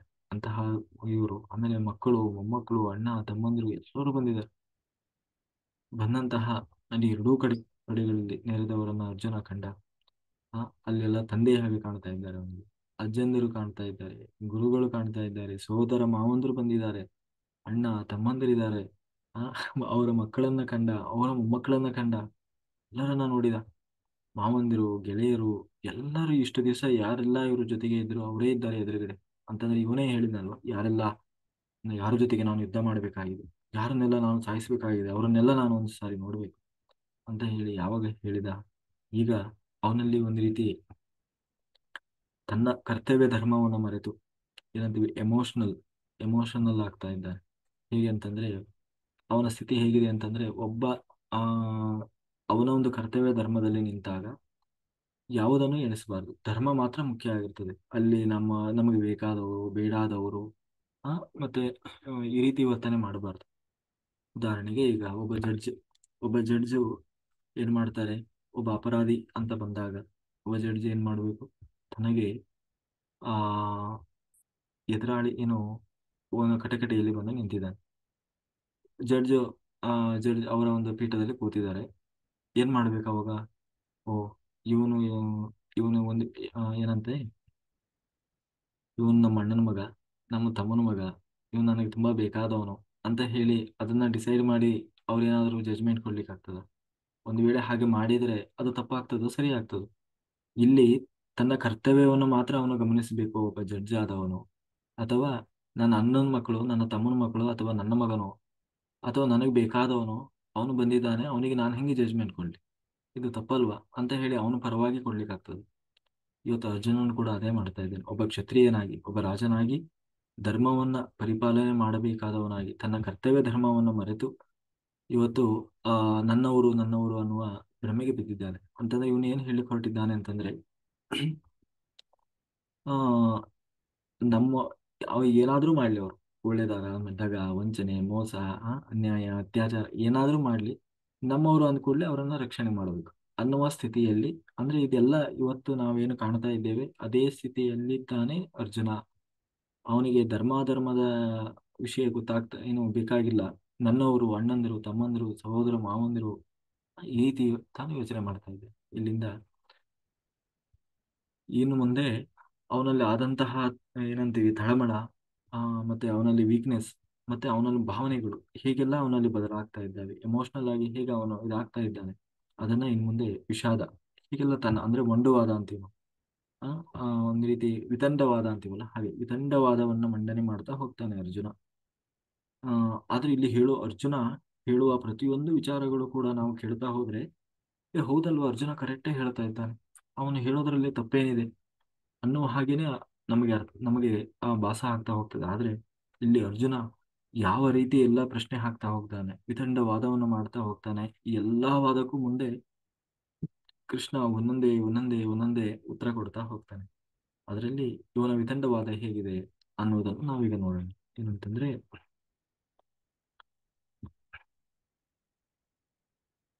ತಾನ್ ಸಮೀಕ್ಷಾ ಸಾ ಕೌಂತೇಯ ಸರ್ವಾನ್ ಬಂಧೂನ ವಸ್ಥಿತಾನ್ ಕೃಪಯಾ ಪರಯಾ ವಿಷ್ಟೋ ವಿಷೇದಿನ್ನಿ ದಮಬ್ರವೀತ್. ಅಂತಂದ್ರೆ ಇಲ್ಲಿ ಮುಂದೆ ಅರ್ಜುನ ಅನೇಕ ರೀತಿಯಲ್ಲಿ ತನ್ನ ಅಣಲನ್ನ ಕೃಷ್ಣನ ಮುಂದೆ ಹೇಳ್ಕೊಳ್ತಾ ಹೋಗ್ತಾನೆ. ಅಯ್ಯೋ, ಹೇಗೆ ನನ್ನ ಬಂಧುಗಳ ವಿರುದ್ಧ ಹೋರಾಡಲಿ ಕೃಷ್ಣ?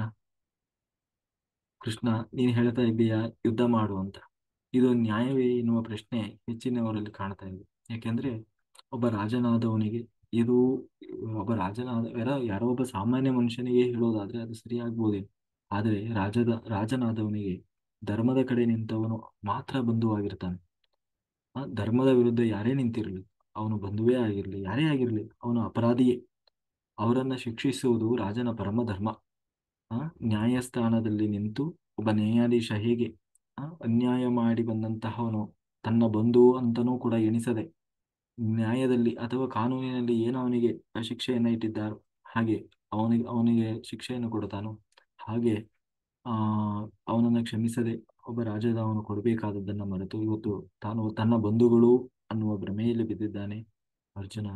ಹ್ಮ್ ಹೀಗೆ ತಾನು ವಿತಂಡವಾದವನ್ನ ಮಂಡಿಸ್ತಾನೆ. ಅರ್ಜುನ ಹೇಳ್ತಾ ಇದ್ದಾನೆ, ಇಲ್ಲಿ ನೆರೆದಂತಹ ನನ್ನ ಹಿರಿಯ ಬಂಧುಗಳನ್ನು ನೋಡಿದಾಗ ನನ್ನ ಅಂಗಾಂಗಗಳು ಮುದುಡ್ತಾ ಇದ್ದಾವೆ ಕೃಷ್ಣ. ಅಂದ್ರೆ ಆ ನನ್ನ ಕೈಕಾಲು ನಡುಗೋದು ಅಂತೀವಲ್ಲ, ಕೈಕಾಲು ನಡುಗ್ತಾ ಇದೆ, ಹೊಟ್ಟೆಲಿ ಒಂಥರ ಆಗ್ತಾ ಇದೆ, ತಲೆಯಲ್ಲಿ ಮುಖ ಎಲ್ಲ ಬೆವರ್ತಾ ಇದೆ. ಆ ನನ್ನ ಏನು ಆ ಮುಖ ನಾಚಿಕೆಯಿಂದ ಬಾಡಿ ಹೋಗ್ತಾ ಇದೆ. ಇಂದು ರಣರಂಗದಲ್ಲಿ ಎದುರೆದುರಾಗಿದ್ದೇವೆ. ನಾವು ಪರಸ್ಪರ ಸ್ನೇಹಪೂರ್ವಕವಾಗಿ ಬದುಕಬೇಕಾದಂಥವ್ರು, ಇಷ್ಟು ದಿವಸ ಬದುಕಿದವರು, ಹ್ಮ್ ಒಬ್ರಿಗೊಬ್ರು. ಆದ್ರೆ ಇವತ್ತು ರಣರಂಗದಲ್ಲಿ ಒಂದು ಹೊಡೆದಾಡ್ಕೊಳ್ಳಿಕ್ಕೆ ಅಂತ ಹೇಳಿ ಬಂದು ನಿಂತಿದ್ದೇವೆ. ಇದನ್ನೆಲ್ಲ ನೋಡ್ತಾ ಇದ್ರೆ ನನಗೆ ನಾಚಿಕೆ ಆಗ್ತಾ ಇದೆ. ನಮ್ಮವರನ್ನ ನೋಡಿ ಮೈ ಎಲ್ಲ ಬಿಸಿ ಬಿಸಿ ಆಗ್ತಾ ಇದೆ, ಕೈ ನಡುಗ್ತಾ ಇದೆ, ಕಣ್ಣುಗಳು ನಡುಗ್ತಾ ಇದ್ದಾವೆ, ನಿಲ್ಕೊಳ್ಳಕ್ ಆಗ್ತಾ ಇಲ್ಲ ಅಂತ ಹೇಳಿ ತನ್ನ ಒಂದು ಸ್ಥಿತಿಯನ್ನ, ತನ್ನೊಳಗೆ ಆಗ್ತಾ ಇರುವಂತಹ ಒಂದು ಸ್ಥಿತಿಯನ್ನ ಹೇಳ್ತಾ ಇದ್ದೇನೆ. ಗಾಂಡೀವಂ ಸಂ ಸಂಸ್ಕೃತಿ ಹಸ್ತಾತ್ ತ್ವಕ್ಚೈವ ಪರಿಧಾಯತೆ ನ ಚ ಶಕ್ನೋಮ್ಯ ವಸ್ತತು ಭ್ರಮತೀವ ಚ ಮೇ ಮನಃ. ಒಬ್ಬ ವ್ಯಕ್ತಿ ತನ್ನ ಆತ್ಮವಿಶ್ವಾಸವನ್ನು ಕಳೆದುಕೊಂಡಾಗ ಆತನ ಅಂತರಂಗದ ಅನುಭವ ದೈಹಿಕವಾಗಿ ಹೇಗೆ ಹೊರಹೊಮ್ಮುತ್ತದೆ ಎನ್ನುವುದನ್ನ ಆ ತೋರಿಸ್ತಾ ಇದೆ. ಅಂದ್ರೆ ಒಂದು ಆತ್ಮವಿಶ್ವಾಸವನ್ನೇ ಕಳೆದುಕೊಂಡಂತ ಒಬ್ಬ ವ್ಯಕ್ತಿ ಅಲ್ಲಿ ಆ ತನ್ನ ದೇಹವನ್ನು ಕೂಡ ನಿಗ್ರಹ ಮಾಡ್ಲಿಕ್ಕೆ ಆಗದ ಸ್ಥಿತಿಯನ್ನ, ಅಂದ್ರೆ ತನ್ನಲ್ಲಿ ಆ ಶಕ್ತಿ ಸಾಮರ್ಥ್ಯ ಇದ್ದರೂ ಕೂಡ ಅದನ್ನು ಕಳೆದುಕೊಳ್ತಾನೆ ಅನ್ನುವುದನ್ನ ಇಲ್ಲಿ ಹೇಳ್ತಾ ಇದೆ. ಗಾಂಡೀವ ತನ್ನ ಕೈ ಜಾರ್ತಾ ಇದೆ ಅಂತ ಹೇಳ್ತಾ ಇದ್ದೇನೆ. ಗಾಂಡೀವಂ, ಯಾಕೆಂದ್ರೆ ಗಾಂಡೀವವನ್ನ ಎತ್ತಿ ನಿಲ್ಲಿಸುವ ಶಕ್ತಿ ಇರೋದು ಮೂರೇ ಜನರಿಗೆ. ಯಾರಿಗೆ? ಒಂದು ಕೃಷ್ಣ, ಇನ್ನೊಂದು ಭೀಮ, ಇನ್ನೊಂದು ಅರ್ಜುನ. ಮೂರೇ ಜನ ಅವರನ್ನ ಅದನ್ನ ಎತ್ತಿ ನಿಲ್ಲಿಸುವ ಶಕ್ತಿ ಸಾಮರ್ಥ್ಯ ಇರೋರು. ಅದನ್ನ ಮೊದಲು ಕೂಡ ಹೇಳಿದ್ರು, ಗಾಂಡೀವವನ್ನು ಎತ್ತಿ ಹಿಡಿದಿದ್ದ ಕೃಷ್ಣ ಅಂತ, ಏನೋ ಅರ್ಜುನ. ಅಂತಹ ಗಾಂಡೀವ ಇವತ್ತು ನನ್ನ ಕೈಯಲ್ಲಿ ನಿಲ್ತಾ ಇಲ್ಲ, ಜಾರಿ ಜಾರಿ ಹೋಗ್ತಾ ಇದೆ, ಇಡೀ ಮೈ ಉರಿತಾ ಇದೆ, ಸಂಕಟ ಆಗ್ತಾ ಇದೆ, ಏನೋ ಒಳಗಡೆ ಭಾವ ತುಮುಲ ಆಗ್ತಾ ಇದೆ. ಆ ದೇಹ ಕೂಡ ಸ್ಥಿರವಾಗಿ ನಿಲ್ತಾ ಇಲ್ಲ, ಆ ಕಡೆ ಈ ಕಡೆ ಅಲ್ಲಾಡ್ತಾ ಇದೆ, ಕೈ ನಡುಗ್ತಾ ಇದೆ. ಹೇಗೆ ಬಾಣ ಬಿಡ್ಲಿ ನಾನು? ಇಂಥ ನೀಚ ಕೆಲಸ ಮಾಡ್ಲಿಕ್ಕೆ ಬಂದಿದ್ದೀವಲ್ಲ. ನಿಮಿತ್ತಾನಿ ಚ ಪಶ್ಯಾಮಿ ಪರಿ ವಿಪರೀತಾನಿ ಕೇಶವ ನ ಚ ಶ್ರೇಯೋನು ಪಶ್ಯಾಮಿ ಹತ್ವಾ ಸ್ವಜನ ಸ್ವಜನ ಮಾಹವೇ. ನಿಮಿತ್ತಗಳು ಅಂದ್ರೆ ಶಕುನಗಳು, ನಿಮಿತ್ತಗಳು ಅಂದ್ರೆ ಶಕುನ. ಈಗಾಗಲೇ ನನಗೆ ಯುದ್ಧರಂಗಕ್ಕೆ ಬರೋದಕ್ಕಿಂತ ಮುಂಚೆನೆ ಶಕುನಗಳು ಕಾಣಿಸ್ತಾ ಇದ್ವು, ಕೆಟ್ಟ ಕೆಟ್ಟ ಶಕುನಗಳು. ಅದನ್ನು ನೋಡಿ ನನಗೆ ಅನಿಸ್ತು, ಖಂಡಿತ ಏನೋ ಕೆಟ್ಟದ್ದು ನಡೀಲಿಕ್ಕಿದೆ, ಕಥನದಲ್ಲಿ ನಮ್ಮ ಎಲ್ಲರನ್ನು ನಾವು ಕಳ್ಕೊಳ್ತೇವೆ ಅನ್ನೋದು ನನಗೆ ಭಾಸ ಆಗ್ತಾ ಇದೆ. ಏನಪ್ಪಾ ಅದು ಅಂತ ಶಕುನ ಕಂಡೆ ಅಂತಂದ್ರೆ, ಆನೆಗಳು ಕುದುರೆಗಳೆಲ್ಲ ಕಣ್ಣೀರು ಹಾಕ್ತಾ ಇದ್ವಂತೆ, ಕಣ್ಣೀರು ಸುರಿಸ್ತಾ ಇದ್ವಂತೆ. ಆ ಆ ಆನೆ ಎಲ್ಲಾ ಸೈನ್ಯದ ಸುತ್ತಲೂ ಕೂಡ ನರಿಗಳು ಗೂಳಿಡ್ತಾ ಇದ್ವಂತೆ. ಗೂಳಿಡೋದು ಅಂದ್ರೆ ಕೂಗೋದು, ಕೂಗ್ತಾ ಇದ್ವಂತೆ. ಹಾಗೆ ಯಾಕೆಂದ್ರೆ ಪ್ರಾಣಿಗಳಿಗೆ ಮುಂದೆ ಆಗುವಂತ ರಕ್ತಪಾತ ಅಥವಾ ಇಲ್ಲೇನೋ ಒಂದು ಆಗ್ತದೆ ಅಂತಂದ್ರೆ ಮೊದಲೇ ಮುನ್ಸೂಚನೆ ಸಿಗ್ತದಂತೆ. ಹಾಗಾಗಿ ಇಲ್ಲಿ ಹೆಂಗಿದ್ರು ನಮಗೆ ಏನಾದ್ರೂ ತಿನ್ಲಿಕ್ಕೆ ಆಹಾರ ಸಿಗ್ತದೆ, ಪ್ರಾಣಿ ಪಕ್ಷಿ ಏನು ಪ್ರಾಣಿಗಳೆಲ್ಲ ಸಾಯ್ತಾವಲ್ಲ ಅಂತ ಹೇಳಿ ನರಿಗಳೆಲ್ಲ ಗೂಳಾಗ್ತಾ ಇದ್ದಾವಂತೆ. ಇದನ್ನೆಲ್ಲ ಕಂಡಾಗ ನನಗೆ ಅಪಶಕುನ ಕಾಡ್ತಾ ಇದೆ. ಯುದ್ಧ ಪ್ರಾರಂಭವಾಗಿ ಯುದ್ಧ ಅದಕ್ಕೆ ಸರಿಯಾಗಿ ಸ್ವಲ್ಪ ದಿವಸದ ಹಿಂದೆ ಏನಾಗಿದೆ ಅಂತಂದ್ರೆ, 13 ದಿನಗಳ ಅಂತರದಲ್ಲಿ 2 ಗ್ರಹಣಗಳು ಬಂದಿದ್ದಾವೆ. ಅಂದ್ರೆ ಒಂದಾದ ಮೇಲೆ ಒಂದು ಗ್ರಹಣ. ಒಂದೇ ತಿಂಗಳಲ್ಲಿ ಆ ತಿಂಗಳು ತುಂಬುವುದರೊಳಗೆ 2 ಗ್ರಹಣಗಳು ಬಂದ್ರೆ ಅದು ಒಂದು ದೊಡ್ಡ ಮಹಾ ವಿನಾಶಕ್ಕೆ ಕಾರಣ ಆಗ್ತದೆ. ದೊಡ್ಡ ಯುದ್ಧ ಸಂಭವಿಸಬಹುದು, ಪ್ರಳಯ ಆಗಬಹುದು, ಅಥವಾ ಏನಂತೀವಿ ನಾವು, ಆ ಏನಂತೀವಿ ಏನು ಸೈಕ್ಲೋನ್ ಬರುವಂತದ್ದು. ಈ ರೀತಿ ಅಂದ್ರೆ ಒಂದು ನಾಶದ ಸಂಕೇತ ಅಂತ, ಹಾಗೆ ಆಗುವ ಸಾಧ್ಯತೆ ಇರ್ತದೆ. ಇದೆಲ್ಲ ಆ ಆಗ್ತಾ ಇತ್ತು. ಇದನ್ನೆಲ್ಲ ನಾನು ಗಮನಿಸಿದಾಗ ಅನಿಸ್ತಾ ಇದೆ, ಕೃಷ್ಣ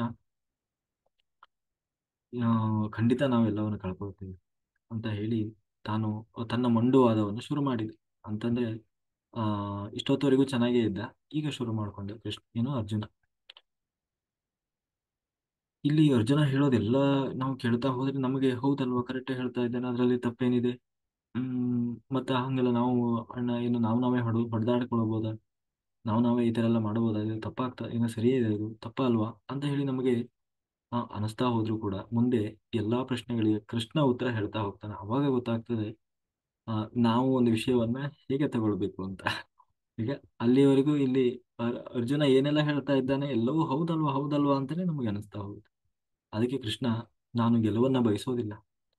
ಆ ಇದು ಏನಂತೀವಿ, ಈ ಅರಸೊತ್ತಿಗೆ, ಈ ರಾಜ್ಯ, ಈ ರಾಜ, ಈ ಸಿಂಹಾಸನ, ಈ ಸುಖ, ಇದು ಯಾವುದೂ ಬೇಕಾಗಿಲ್ಲ ನನಗೆ. ಆ ಈ ಐಷಾರಾಮ ಜೀವನ, ಬರೀ ಎಲ್ಲ ಅದ್ರ ಅಷ್ಟಕ್ಕೂ ನಾವು ಇದನ್ನೆಲ್ಲ ಬದುಕಿಯಾದ್ರೂ ಏನು ಸಾಧಿಸಬೇಕಾಗಿದೆ? ಯಾರಿಗೆ ಬೇಕಾಗಿದೆ ಈ ಗೆಲುವು ಕೃಷ್ಣ? ನನಗೆ ವಿಜಯ ಬೇಕಾಗಿಲ್ಲ. ನನಗೆ ಈ ಗುರು ಹಿರಿಯರು ನಮ್ಮ ಬಂಧು ಬಾಂಧವರನ್ನ ಕೊಂದು ಅವರ ರಕ್ತದ ಒಂದು ಕಲೆಯಲ್ಲಿ ಆ ನಾವು ಸಿಂಹಾಸನವನ್ನು ಪಡೆದು ಆ ಗೆಲುವನ್ನ ನಾನು ಬಯಸ್ಲಿಕ್ಕೆ ಸಿದ್ಧ ಇಲ್ಲ. ಹ್ಮ್ ಅಷ್ಟೇ ಅಲ್ಲ, ಆ ಅಂತಹ ಒಂದು ಸಿಂಹಾಸನದಲ್ಲಿ ನಾವು ನೆಮ್ಮದಿಯಾಗಾದ್ರೂ ಖುಷಿಯಾಗಾದ್ರೂ ಇರ್ಲಿಕ್ಕೆ ಆಗ್ತದೆ? ಅವ್ರನ್ನೆಲ್ಲ ಕೊಂದು ನಾವು ಆ ಹೇಗೆ ತಾನೇ ಇರ್ಲಿಕ್ಕೆ ಆಗ್ತದೆ ಅಂತ ಹೇಳಿ ತಾನು ತನ್ನದೇ ಆದ ರೀತಿಯಲ್ಲಿ, ಅಂದ್ರೆ ಇಲ್ಲಿ ಕೃಷ್ಣನ ಅಭಿಪ್ರಾಯವನ್ನು ಕೂಡ ಅವನು ಕೇಳ್ತಾ ಇಲ್ಲ. ಕೃಷ್ಣ, ನಾವು ಮಾಡಕ್ ಹೊರಟಿದ್ದು ಸರಿ ಇದೆಯಾ? ಇವ್ರನ್ನೆಲ್ಲ ಕೊಂದ್ರೆ ತಪ್ಪಾಗ್ತದಲ್ಲ, ಸರಿ ಆಗ್ತದ ಅಂತ ಹೇಳಿ, ಅಂದ್ರೆ ಇಷ್ಟು ದಿನ ಕರೆಕ್ಟ್ ಆಗೇ ಇದ್ದ. ಈಗ ಯಾವಾಗ ಅವ್ರನ್ನೆಲ್ಲ ನೋಡಿದ ಅವನಿಗೆ ಶುರುವಾಗಿದೆ ಒಳಗಡೆಯಿಂದ, ನನ್ನವರು ನನ್ನವರು ನಾನು ನಂದು ಅಂತ ಹೇಳಿ. ಇದು ಹೇಗೆ ನಿಮಗೆ ಇನ್ನೂ ಅರ್ಥ ಆಗುವಾಗ ಹೇಳೋದಾದ್ರೆ ಏನಾಗುತ್ತೆ ಅಂದ್ರೆ, ಈ ನಾನು ನನ್ನದು ಅನ್ನೋದು ಒಂದು ಅಹಂಕಾರದ ಪ್ರತೀಕ. ಇದು ಮನುಷ್ಯನಿಗೆ ಯಾವಾಗೂ ಇರಬಾರ್ದು. ಆ ಅದೇನಾಗ್ತದೆ ಅಂದ್ರೆ, ಉದಾಹರಣೆಗೆ ಈಗ ಇದರಲ್ಲಿ ಇರ್ತವೆ ಏನೋ ಒಂದು, ಯಾರೋ ಒಬ್ಬ ದೂರದಲ್ಲಿ ಯಾರೋ ಬಂದು ಹೇಳಿದ್ರು, ಹೀಗೆ ಅಲ್ಲಿ ರೋಡಲ್ಲಿ ಒಂದು ದೊಡ್ಡ ಆಕ್ಸಿಡೆಂಟ್ ಆಗ್ಬಿಟ್ಟಿದೆ ಪಾಪ, ಏನು ಎಲ್ಲ ಚೆಲ್ಲಾಪಿಲ್ಲಿ ಆಗಿ ಹೋಗ್ಬಿಟ್ಟಿದೆ ಅಂತ ಹೇಳಿದ್ರು. ಆ ಪಾಪ ಏನು ಸ್ಪಾಟ್ ಡೆತ್, ಅಲ್ಲೇ ಸತ್ತೋಗ್ಬಿಟ್ರು. ಪಾಪ ಏನು ಶಾಲೆ ಹುಡುಗ್ರಂತೆ. ಹೌದಾ? ಅಯ್ಯೋ ಪಾಪ ನೋಡ, ಆಮ್, ಪಾಪ ಏನು ಏನು ಬಾಳಿ ಬದುಕಬೇಕಾದಂತ ಮಕ್ಕಳು ಹಿಂಗಾಗ್ಬಿಡ್ತಂತೆ ಅಂತ ಹೇಳಿ ಸಿಂಪತಿ, ಒಂದ್ ರೀತಿ ಕರುಣೆ ಬರ್ತದೆ. ಆ ಅದಕ್ಕಿಂತ ಜಾಸ್ತಿ ಇನ್ನೇನು ಆಗಲ್ಲ. ಯಾರಾದ್ರೂ ಬಂದು ಹೇಳಿದ್ರೆ ಅಯ್ಯೋ ಪಾಪ ಅಂತೀವಿ. ಅದು ಸ್ವಲ್ಪ ಹೊತ್ತಾಯ್ತು, ಆರಾಮ್ಸೆ ಇದ್ದ. ಇನ್ನೊಂದ್ ಸ್ವಲ್ಪ ಹೊತ್ತಾಗಿ ಇನ್ನೊಬ್ಬ ಯಾರ ಬಂದ, ಅಲ್ಲೊಂದು ದೊಡ್ಡ ಆಕ್ಸಿಡೆಂಟ್ ಆಗಿದೆ, ನಿಂಗೆ ಗೊತ್ತಿಲ್ಲ? ಗೊತ್ತಾಯ್ತು, ಹೌದಂತೆ ನೋಡು ಪಾಪ ಹಿಂಗ ಆಗ್ಬಿಟ್ಟಿದೆ ಅಂತ ಹೇಳಿದ. ಅದಕ್ಕೆ ಸರಿಯಾಗಿ ಅವ್ನು ಇನ್ನೊಂದು ಹೇಳಿದ, ಅಲ್ಲಿ ಯಾರೋ ಮಾತಾಡ್ತಾ ಇದ್ರು, ಯಾಕೋ ನಿಮ್ಮ ಮಗನೇ ಕಂಡಂಗೆ ಕಾಣ್ತಾ ಇದೆ. ಇನ್ನು ಹೇಳಿಲ್ಲ ಪಕ್ಕ. ಆ ಯಾಕೋ ನಿಮ್ಮ ಮಗನೇ ಇದು ಕಂಡಂಗೆ ಆಗ್ತಾ ಇತ್ತು ಅಂತ ಅಲ್ಲಿ ಯಾರೋ ಮಾತಾಡ್ತಾ ಇದ್ರು ಅಂತ ಹೇಳಿದ ಕೂಡ್ಲೆ ಏನಾಗ್ತದೆ, ಇವನಿಗೆ ಕೈ ಕಾಲು ನಡಗ್ಲಿಕ್ಕೆ ಶುರು ಆಗ್ತದೆ, ಎದೆ ಬಿಡಿಲಿಕ್ಕೆ ಶುರು ಆಗ್ತದೆ. ಒಂದ್ ವೇಳೆ ಹೆಣ್ಮಕ್ಳಾದ್ರೆ ಪ್ರಜ್ಞೆನೂ ತಪ್ಪಿ ಬಿದ್ದು ಹೋಗ್ಬಿಡ್ತಾರೆ.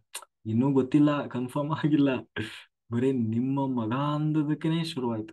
ಅಂದ್ರೆ ಅಲ್ಲಿ ನನ್ನದು, ನಾನು ನನ್ನದು ಅನ್ನುವ ಒಂದು ಅಟ್ಯಾಚ್ಮೆಂಟ್ ಏನಿದೆ, ಅದಕ್ಕೆ ಅಷ್ಟು ಶಕ್ತಿ ಇರ್ತದೆ. ಹಂಗಾಗಿ ಇಲ್ಲಿ ಅರ್ಜುನನಲ್ಲಿ ಆಗ್ತಾ ಇರುವ ಈ ಒಂದು ಏನಂತೀವಿ ಮನಸ್ಥಿತಿ, ಇದೇನು ಆಶ್ಚರ್ಯ ಪಡ್ಬೇಕಾಗಿಲ್ಲ. ಇದು ನಮ್ಮಲ್ಲಿ ಇವತ್ತಿಗೂ ಕೂಡ ನಡೆಯುವಂಥದ್ದು. ಅಂದ್ರೆ ಸ್ವತಃ ನಿಮಗೆ ಇನ್ನೂ ಒಂದು ರೀತಿಯಲ್ಲಿ ಹೇಳೋದಾದ್ರೆ, ಇದು ನಾವು ಅಬ್ಸರ್ವ್ ಮಾಡಿ, ಈ ಡಾಕ್ಟರ್ ಇರ್ತಲ್ಲ, ಸರ್ಜನ್, ಅವರನ್ನ ಏನಂತೀವಿ ಮೆಂಟಲಿ ಪ್ರಿಪೇರ್ ಮಾಡಿರ್ತಾರೆ. ಹೇಗೆ ಅಂದ್ರೆ, ಏನು ಪೇಷಂಟ್ ಮೇಲೆ ಅವರಿಗೆ ಯಾವತ್ತೂ ಸಿಂಪತಿ ಇರೋಲ್ಲ, ಸಿಂಪತಿ ಅಥವಾ ಅಟ್ಯಾಚ್ಮೆಂಟ್ ಇಟ್ಕೊಂಡಿರಲ್ಲ ಅವ್ರು. ಯಾಕೆ ಗೊತ್ತಾ? ಇದನ್ನ ನಾನು ಅಬ್ಸರ್ವ್ ಮಾಡಿದ್ದೀನಿ. ಇದನ್ನ ಹೌದಾ, ಇದು ನಿಜವಾಗ್ಲೂ ಇದು ಇರ್ಲಿಕ್ಕೆ ಸಾಧ್ಯ ಇದೆ ಅಂತ ಹೇಳಿ ಯಾವಾಗ ಅಬ್ಸರ್ವ್ ಮಾಡಿದ್ದೀನಿ ಅಂದ್ರೆ, ಆ ಈ ಇವರು ಒಬ್ಬ ಇಲ್ಲಿ ಸರ್ಜನ್ ಇದ್ದಾರೆ. ಅವರು ಇದನ್ನ ಮಾಡ್ತಾರೆ, ಏನು ಹೆರಿಗೆ ಹೆರಿಗೆ ಮಾಡಿಸ್ತಾರೆ, ಸೀಸರಿನ್ ಎಲ್ಲ ಮಾಡ್ತಾರಲ್ಲ. ಅವ್ರು ದಿನಕ್ಕೆ ಎಷ್ಟೋ ಜನರಿಗೆ ಅವರು ಸೀಸರಿನ್ ಮಾಡ್ತಾರೆ. ಹಾ ಅವ್ರಿಗೆ ಅದೇ ಕೆಲಸ. ಅವಾಗ ಅವ್ರ ನೋಡಿ ಪಾಪ ಎಂತ ಪುಣ್ಯದ ಕೆಲಸ ಮಾಡ್ತಾ ಇದ್ದಾರೆ ಅಂತ ಹೋಗಿ ಅವ್ರನ್ನ ಮಾತಾಡ್ಸಿದ್ರೆ, ಏನು ಸೊಕ್ಕಿದೆ ಮಾಡಿ ಈ ಅಮ್ಮಗೆ ಅಂತ ಅನ್ಬೇಕು, ಅಷ್ಟು ವರಷ್ಟಾಗಿ ಮಾತಾಡ್ತಾರೆ. ಅಲ್ಲಿ ಬರೋರಿಗೆ ಬಾಯಿ ಬಂದಂಗೆ ಬೈತಾರೆ.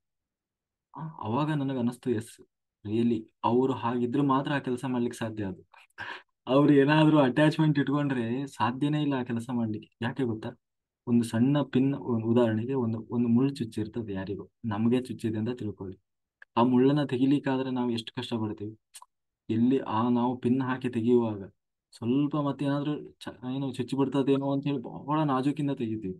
ಅಥವಾ ಬೇರೆಯವರಿಗೆ ತೆಗೆಯುವಾಗ್ಲೂ ಅವ್ರೊಂಚೂರು ಅಂದ್ ಕೂಡ್ಲೆ ಕೈ ತಕೊಂಡ್ ಬಿಡ್ತೀವಿ. ಅಂಥದ್ರಲ್ಲಿ ಒಬ್ಬ ವ್ಯಕ್ತಿಯ ಹೊಟ್ಟೆಯನ್ನ ಕೊಯ್ದು ಒಳಗಡೆ ಕೈ ಆಡಿಸಿ ಅದನ್ನ ಹೊರಗೆ ತೆಗಿಬೇಕು ಅಂತಂದ್ರೆ ಎಂಟೆದೆ ಗುಂಡಿಗೆ ಇರ್ಬೇಕು ಅವ್ರಿಗೆ. ಅವರ ಹೃದಯ ಅಷ್ಟು ಗಟ್ಟಿ ಇರಬೇಕು.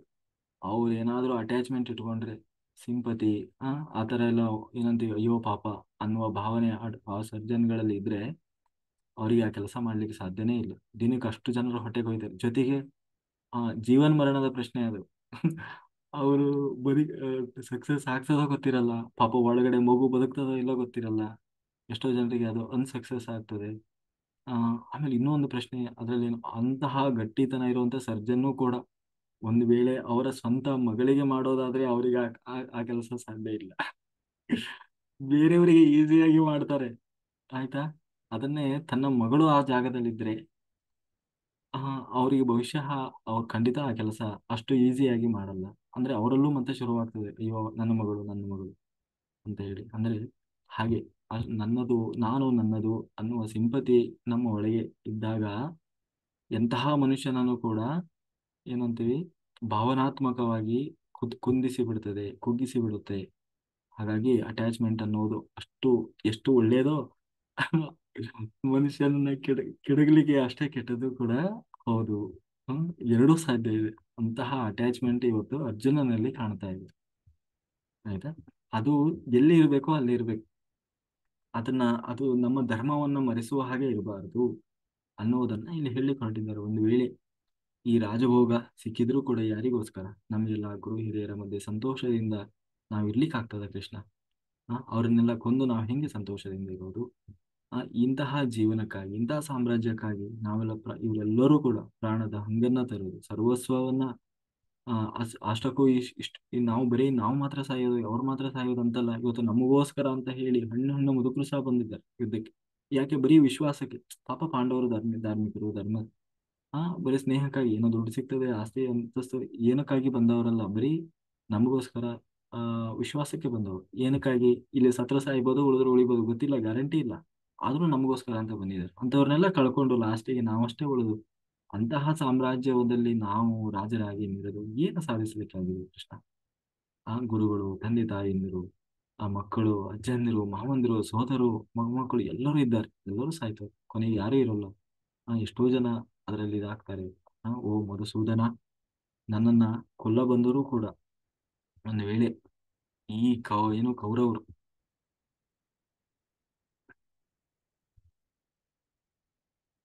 ನನ್ನನ್ನು ಯಾರಾದ್ರೂ ಏನು ಎದುರಾಳಿಗಳು ನನ್ನನ್ನು ಒಂದು ವೇಳೆ ಕೊಲ್ಲಲಿಕ್ಕೆ ಬಂದರೂ ಕೂಡ ನಾನು ತಿರುಗಿಸಿ ಅವರನ್ನು ಕೊಲ್ಲಿಕ್ಕೆ ಹೋಗಲ್ಲ. ಯಾಕೆಂದ್ರೆ ಖಂಡಿತ ನಾನು ಅಂತಹ ಸಾವನ್ನು ಸ್ವೀಕಾರ ಮಾಡ್ತೇನೆ ಅಂತ ಹೇಳಿ ತನ್ನ ಸೋಲನ್ನು ತಾನು ಒಪ್ಕೊಳ್ಳಿಕ್ಕೆ ರೆಡಿ ಇದ್ದಾನೆ. ಅಂದ್ರೆ ನನ್ನನ್ನು ಕೊಲ್ಲಲಿಕ್ಕೆ ಬಂದವರಿಗೂ ಕೂಡ ನಾನು ತಿರುಗಿಸಿ ಕೊಲ್ಲಲಿಕ್ಕೆ ನಾನು ಇಷ್ಟಪಡಲ್ಲ. ಅಷ್ಟು ಬೇಜಾರಾಗ್ಬಿಟ್ಟಿದೆ, ನನಗೆ ಅಸಹ್ಯ ಆಗ್ತಾ ಇದೆ. ನಾವೇ ಹೊಡೆದಾಟಗಳು ಈ ಆಸ್ತಿಗಾಗಿ, ಅಂತಸ್ತಿಗಾಗಿ, ಸಾಮ್ರಾಜ್ಯಕ್ಕಾಗಿ. ಇದು ಎಷ್ಟರ ಮಟ್ಟಿಗೆ ಸರಿ? ಅದರಲ್ಲೂ ನೀನು ಬೇರೆ ಹೇಳ್ತಾ ಇದೀಯ ಯುದ್ಧ ಮಾಡು ಯುದ್ಧ ಮಾಡು, ನಾನು ಹೇಳ್ತಾ ಇದ್ದೇನೆ ಯುದ್ಧ ಬೇಡ, ಇದೆಲ್ಲ ಹಿಂಸೆಗೆ ಕಾರಣ ಆಗ್ತದೆ. ಈಗ ಈ ಯಾರು ಹಿಂಸೆಗೆ ಕಾರಣ ಆಗ್ತದೆ ಅನ್ನೋದನ್ನ ನಾವು ಮುಂದೆ ನೋಡ್ತೀವಿ. ಇದರಲ್ಲಿ ಅರ್ಜುನ ಹೇಳೋದ್ರಲ್ಲಿ ಸರಿಯಾಗಿ ಇದೆ ಅಲ್ವಾ ಅಂತ ನಮಗೀಗ ಅನಿಸಿದ್ರು ಕೂಡ ಮುಂದೆ ಕೃಷ್ಣ ಇದೆಲ್ಲದಕ್ಕೂ ಉತ್ತರ ಕೊಡುವಾಗ ಗೊತ್ತಾಗ್ತದೆ. ಜೊತೆಗೆ ಇದಕ್ಕೆ ನಿಮಗೆ ಇನ್ನೂ ಒಂದು ಉದಾಹರಣೆ ಹೇಳೋದಾದ್ರೆ, ನಾವೀಗ ನಮ್ಮ ದೇಶದ ಸೈನಿಕರಿದ್ದಾರೆ ಅಲ್ವಾ, ಸೈನಿಕರಿದ್ದಾರೆ, ಯುದ್ಧ ಮಾಡ್ತಾ ಇದ್ದಾರೆ. ಯುದ್ಧ ಮಾಡುವಾಗ ಎದುರಾಳಿಗಳು ಬಂದರು. ಬೇರೆ ದೇಶ ಏನೋ ಶತ್ರು ದೇಶದ ಸೈನಿಕರು ಬರ್ತಾರೆ. ಅವಾಗ ಎದುರುಗಡೆ ಬಂದು ಇವನು ಗನ್ ಹಿಡ್ಕೊಂಡು ನಿಂತಿದ್ದಾನೆ, ಅವನು ಗನ್ ಹಿಡ್ಕೊಂಡು, ಇಲ್ಲ ಇಲ್ಲ ನಾನು ಹಿಂಸೆ ಮಾಡಲ್ಲ, ನಾನು ಸತ್ರು ಪರವಾಗಿಲ್ಲ, ಅವನನ್ನ ಹೊಡೆದಾಕಿದ್ರು ಪರವಾಗಿಲ್ಲ, ನಾನು ಹಿಂಸೆ ಮಾಡಲ್ಲ ಅಂತ ಸೈನಿಕ ತಾನು ಶಸ್ತ್ರ ತ್ಯಾಗ ಮಾಡಿದರೆ ಏನಾಗ್ತದೆ? ಅವನು ತನ್ನ ಪ್ರಾಣ, ತನ್ನ ಹಿಂಸೆ, ತನ್ನ ಎದುರಿರೋ ಒಬ್ಬ ವ್ಯಕ್ತಿಯ ಬಗ್ಗೆ ಯೋಚನೆ ಮಾಡಬೇಕಾಗಿಲ್ಲ. ತನ್ನನ್ನ ನಂಬಿಕೊಂಡು ಕೋಟಿ ಕೋಟಿ ಜನ ಇದ್ದಾರಲ್ಲ ದೇಶದೊಳಗೆ, ಅವರಿಗೋಸ್ಕರ ಅವನು ಯುದ್ಧ ಮಾಡ್ಬೇಕಾಗಿ. ಅದು ಅವನ ಕರ್ತವ್ಯ ಧರ್ಮ. ಅದು ಬಿಟ್ಟು ಅವನು ಅಲ್ಲಿ ಹೋಗಿ ಪಾಪ ಅವನು ಕೂಡ ಒಬ್ಬ ಮನುಷ್ಯ, ಅವನನ್ನ ಯಾಕೆ ಹೊಡೆದಾಕ್ಬೇಕು, ಅದು ತಪ್ಪಲ್ವಾ, ಅದು ಹಿಂಸೆ ಅಲ್ವಾ ಅಂತ ಯೋಚನೆ ಮಾಡಿದ ಅಂತಂದ್ರೆ ಅವನ ಕರ್ತವ್ಯ ಧರ್ಮವನ್ನು ಮರೆತು ಹಾಕಲ್ವ. ಅದೇ ಕೆಲಸ ಇವತ್ತು ಅರ್ಜುನ ಮಾಡ್ತಾ ಇದ್ದಾನೆ. ಯಾಕೆಂದ್ರೆ ಇವತ್ತು ನಾನು ನನ್ನದು ಅನ್ನೋದು ಬಂದಿದೆ. ಅವನು ಏನು ಯೋಚನೆ ಮಾಡ್ತಾ ಇದ್ದಾನೆ, ಬರೀ ನನ್ನದು, ನಾನು ಸಾಮ್ರಾಜ್ಯ ತಗೊಳ್ಳೋದು, ನಾವಲ್ಲಿ ಸಿಂಹಾಸನಕ್ಕಾಗಿ. ಮುಂದೆ ಹೇಳ್ತಾನೆ ಯಾರೋ, ಸಂಜಯ, ನಿನ್ನ ಮಕ್ಕಳು ಆಸ್ತಿಗಾಗಿ, ಸಂಪತ್ತಿಗಾಗಿ, ಅಧಿಕಾರಕ್ಕಾಗಿ ಅಂತ ಯುದ್ಧ ಮಾಡ್ತಾ ಇದ್ದಾರೆ. ಪಾಂಡವರು ಯಾಕಾಗಿ ಯುದ್ಧ ಮಾಡ್ತಾ ಇದ್ದಾರೆ ಗೊತ್ತಾ? ಇದು ಯಾವುದಕ್ಕಾಗಿಯೂ ಅಲ್ಲ, ಧರ್ಮಕ್ಕಾಗಿ ಅಂತ ಯುದ್ಧ ಮಾಡ್ತಾ ಇದ್ದಾರೆ.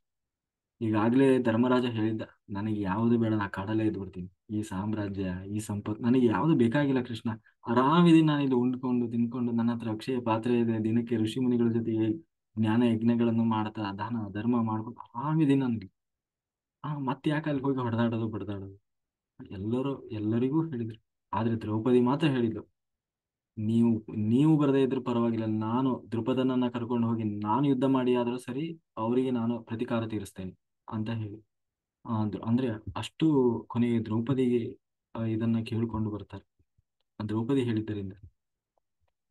ಹಾಗೆ ಅಂತಹ ಸ್ಥಿತಿಯಲ್ಲಿದ್ದವರು ಇವತ್ತು ಬಂದಿದ್ದಾರೆ ಅಂತಂದ್ರೆ, ಪಾಂಡವರು ಬರೀ ಏನೋ ಆ ಸಾಮ್ರಾಜ್ಯಕ್ಕಾಗಿ, ಆ ದುಡ್ಡಿಗಾಗಿ, ಹಣಕ್ಕಾಗಿ, ಅಧಿಕಾರಕ್ಕಾಗಿ ಅಂತ ಬಂದಿಲ್ಲ, ಕೇವಲ ಧರ್ಮಕ್ಕಾಗಿ ಅಂತ ಬಂದಿದ್ದಾರೆ.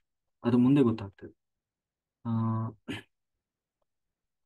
ಹಾಗೆ ಹೀಗೆ ಹೇಳ್ತಾ, ಇದರಿಂದ ಏನಾಗ್ತದೆ ಮುಂದೆ, ಆ ಇಷ್ಟೇ ನಮ್ಮವರನ್ನೇ ಏನು ಕೊಂದು ನಮಗಾದ ಸುಖ ಆದ್ರೂ ಏನು? ಕುಲಗೇಡಿಗಳನ್ನ ಕೊಂದ್ರೆ ನಮಗೆ ಪಾಪವೇ ತರ್ತದೆ. ಆ ಇವರು ಅವರಿಗೆ ಬುದ್ಧಿ ಕೆಟ್ಟು ಹೋಗಿದೆ ಈಗ, ನಿಜ. ಅವರಿಗೂ ಕೂಡ ಅದು ಅರಿವಿರ್ಬೇಕಿತ್ತು. ಈಗೆಲ್ಲ ನಾವೇ ಹೊಡೆದಾಡ್ಕೊಳ್ಳೋ, ಇದು ನಮಗ್ ಮಾತ್ರ ಅಲ್ಲ, ನಾವೇ ಹೊಡೆದಾಡ್ಕೊಳ್ಬಾರ್ದು. ನಾವು ಚೆನ್ನಾಗಿದ್ದೀವಿ, ನಾವೆಲ್ಲ ಬಂಧುಗಳು ಅನ್ನುವ ಪ್ರಜ್ಞೆ ಅವ್ರಿಗೆ ಇರ್ಬೇಕಿತ್ತು. ಆದ್ರೆ ಅವ್ರ ಬುದ್ಧಿ ಸರಿ ಇಲ್ಲ ಈಗ. ಹಾಗಾಗಿ ಹ್ಮ್ ಇಂತಹ ಟೈಮಲ್ಲಿ ನಾವು ಆ ಏನ್ ಮಾಡ್ಬೇಕು? ಹ್ಮ್ ನಮಗಾದ್ರೂ ಬುದ್ಧಿ ಇದೆಯಲ್ವಾ? ಒಂದ್ ವೇಳೆ ಆತರ ಬುದ್ಧಿಗೇಡಿತನದವರನ್ನ, ಕುಲಿಗೇಡಿಗಳನ್ನ ಕೊಂದ್ರೆ ಪಾಪ ತಟ್ಟದೆ ಹೊರತು ನಮಗೆ ಪುಣ್ಯ ಬರ್ಲಿಕ್ಕಿಲ್ಲ. ಒಂದು ವೇಳೆ ಧೃತರಾಷ್ಟ್ರರನ್ನ, ಅಂದ್ರೆ ಧೃತರಾಷ್ಟ್ರನ ಮಕ್ಕಳನ್ನ ಕೊಂದ್ರೆ ನಮಗೆ ಆನಂದವಾಗಿ ಏನ್ ಸಿಗ್ತದೆ? ಅದರಿಂದ ಸಾಯುವ ತನಕ ನಿರಂತರ ಪಾಪ ಪ್ರಜ್ಞೆಯಲ್ಲಿ ಬದುಕಬೇಕಾಗ್ತದೆ ಕೃಷ್ಣ. ಇವರನ್ನ ಕೊಂದು ಪಾಪ ಪ್ರಜ್ಞೆಯಿಂದ ಬದುಕಬೇಕೇ ಹೊರತು ಇನ್ನೇನೂ ಲಾಭ ಇಲ್ಲ ಅನ್ನುವುದು ಅರ್ಜುನ. ಧಾತರಾಷ್ಟ್ರಾನಕ ಪ್ರೀತಿ ಸಹಜನಾರ್ದನ ಪಾಪಮಯ ವಾಶ್ರಯ ಏದಸ್ಮಾದ್ ಹತ್ತೇ ತಾತ ಹತ್ತೇನಾಥ ತಥಾಯಿನಃ. ಹಾಗೆ ಮುಂದೆ ಹೇಳ್ತಾ ಹೇಳ್ತಾ ಇದ್ದಾನೆ, ಧೃತರಾಷ್ಟ್ರರು ನಮ್ಮ ಸಹೋದರರು ನಿಜ, ಅವರನ್ನ ಕೊಲ್ಲುವುದು ತರವಲ್ಲ. ಆ ನಮ್ಮ ಮಂದಿಯನ್ನೇ ನಾವು ಕೊಂದು ಹೇಗೆ ನಾವು ಸುಖಿಗಳಾಗಿರ್ಲಿಕ್ಕೆ ಸಾಧ್ಯ ಇದೆ? ನಾವು ಪ್ರಜಾಪಾಲಕರು, ಧರ್ಮವನ್ನು ರಕ್ಷಿಸುವುದು ನನ್ನ ಕರ್ತವ್ಯ ಎನ್ನುವುದನ್ನು ಮರೆತು ಅರ್ಜುನ ತಾನು ಕೇವಲ ನನ್ನವರು ಅವರನ್ನು ಕೊಂದ್ರೆ ಹಾಗಾಗ್ತದೆ, ಇವರನ್ನು ಕೊಂದ್ರೆ ಹೀಗಾಗ್ತದೆ ಅಂತ ಹೇಳಿ ಬೈತಾನೆ. ಈ ಕೌರವರು ಇವತ್ತು ದುಡ್ಡಿನ ವ್ಯಾಮೋಹಕ್ಕೆ ಬಿದ್ದಿದ್ದಾರೆ, ದುಡ್ಡಿನ ಆಸೆಯಿಂದ, ಲೋಭದಿಂದ ಕುರುಡಾಗಿದ್ದಾರೆ, ಅವರು ಅಜ್ಞಾನದಲ್ಲಿದ್ದಾರೆ ಇವತ್ತು. ಆದ್ರೆ ನಮಗಂತೂ ಜ್ಞಾನ ಇದೆಯಲ್ಲ, ಜೊತೆಗೆ ಇಡೀ ಭರತ ವಂಶ ನಿರ್ವಂಶವಾಗ್ತದೆ ಇವರಿಂದಾಗಿ. ನಾವೆಲ್ಲ ಒಂದು ವೇಳೆ ಯುದ್ಧ ಮಾಡಿದ್ರೆ, ಬಂಧುಗಳಾದ ನಾವು ಒಬ್ಬರಿಗೊಬ್ಬರು ಮಿತ್ರರಂತೆ ಆತ್ಮೀಯತೆಯಿಂದ ಬದುಕಬೇಕಿತ್ತು. ಆದ್ರೆ ಇವತ್ತು ಒಬ್ಬರಿಗೊಬ್ರು ದ್ವೇಷ ಮಾಡಿಕೊಂಡು ಯುದ್ಧದವರೆಗೂ ಬಂದು ನಿಂತಿದ್ದೇವೆ. ಆಮೇಲೆ ಇನ್ನೊಂದೇನಾಗ್ತದೆ, ಕಥಂನ ಜ್ಞೇಯ ಮಸ್ಮಾಸಿ ಪಾಪ ದಸ್ಮಾನ್ನಿ ವರ್ತಿತು ಕುಲಕ್ಷಯ ಕೃತಂ ದೋಷಂ ಪ್ರಪಶ್ಯದ್ಧಿ ಜನಾರ್ದನ. ಕುಲಗಳು ನಾಶವಾಗ್ತವೆ, ಎಲ್ಲ ವರ್ಣಗಳು ನಾಶವಾಗ್ತಾ ಹೋಗ್ತವೆ. ಕುಲಕ್ಷಯೇ ಪ್ರಣಶ್ಯಂತಿ ಕುಲಧರ್ಮ ಸನಾತನಃ ಧರ್ಮೇ ನಷ್ಟೇ ಕುಲಂ ಕೃತ್ಸ್ಯ ಮದಮೋ ವತ್ಯುತ. ಅಂದ್ರೆ ಕುಲಗಳು ಅಂದ್ರೆ ಹಿಂದಿನಿಂದಲೂ ಒಂದು ಕುಲ ಅಂತ ಬಂದಿರ್ತದೆ. ಆ ಕುಲಕ್ಕೆ ಆಶ್ರಯವಾದ ಇಲ್ಲಿ, ಯಾಕೆಂದ್ರೆ ಇವರು ಬರೀ ಇವರಷ್ಟೇ ಬಂದಿಲ್ಲ, ಸೈನಿಕರು ಬಂದಿದ್ದಾರೆ. ಸೈನಿಕರು ಏನು ಎಲ್ಲಾ ರೀತಿಯ ವರ್ಗದವರು ಬಂದಿದ್ದಾರೆ. ರಥ ಓಡಿಸುವವರು, ಕುದುರೆ ಓಡಿಸುವವರು, ಎಲ್ಲಾ ಕೆಲಸ ಮಾಡುವವರು, ಎಲ್ಲಾ ಸೈನಿಕರು ಬಂದಿದ್ದಾರೆ. ಅವರನ್ನೇ ನಂಬಿಕೊಂಡಂತ ಎಷ್ಟೋ ಕುಲಗಳಿವೆ. ಇವರೆಲ್ಲ ಯುದ್ಧರಂಗದಲ್ಲಿ ಸತ್ತು ಹೋದ್ರೆ ಮುಂದೆ ಅವರ ಕುಲಗಳು ಮುಂದುವರಿಯುವುದಾದ್ರೆ ಹೇಗೆ? ಅಥವಾ ಯುದ್ಧರಂಗದಲ್ಲಿ ಎಲ್ಲರೂ ಸತ್ತು ಹೋದಾಗ ಏನಾಗ್ತದೆ? ಹೆಣ್ಣು ಮಕ್ಕಳು ಒಂಟಿಯಾದಾಗ ಅವರನ್ನ ಏನೊಂದು ಕೆಟ್ಟದಾಗಿ ಬೆಳೆಸ್ಕೊಳ್ತಾರೆ, ಅದರಿಂದ ಕುಲಗಳು ನಾಶವಾಗ್ತಾ ಹೋಗ್ತವೆ. ಈ ರೀತಿ ಅಂದ್ರೆ ಜಾತಿಗಳು ಬದಲಾಗ್ತವೆ. ಜಾತಿ ಅಂತಂದ್ರೆ ಸ್ವಭಾವದಿಂದ ಜಾತಿ. ಇವತ್ತಿನ ಜಾತಿ ಅಲ್ಲ, ಈಗ ಮಡಿಕೆ ಮಾಡುವವರು ಮಡಿಕೆ, ಆಮೇಲೆ ಬುಟ್ಟಿ ಹೆಣಿಯವರಿಗೆ ಅವರದೇ ಆದ ಒಂದು ವರ್ಗ, ಈ ರೀತಿ ವಿಶ್ವಕರ್ಮ, ಹೀಗೆ ಅವರವರು ಮಾಡುವ ಕೆಲಸದ ಮೇಲೆ ಜಾತಿ.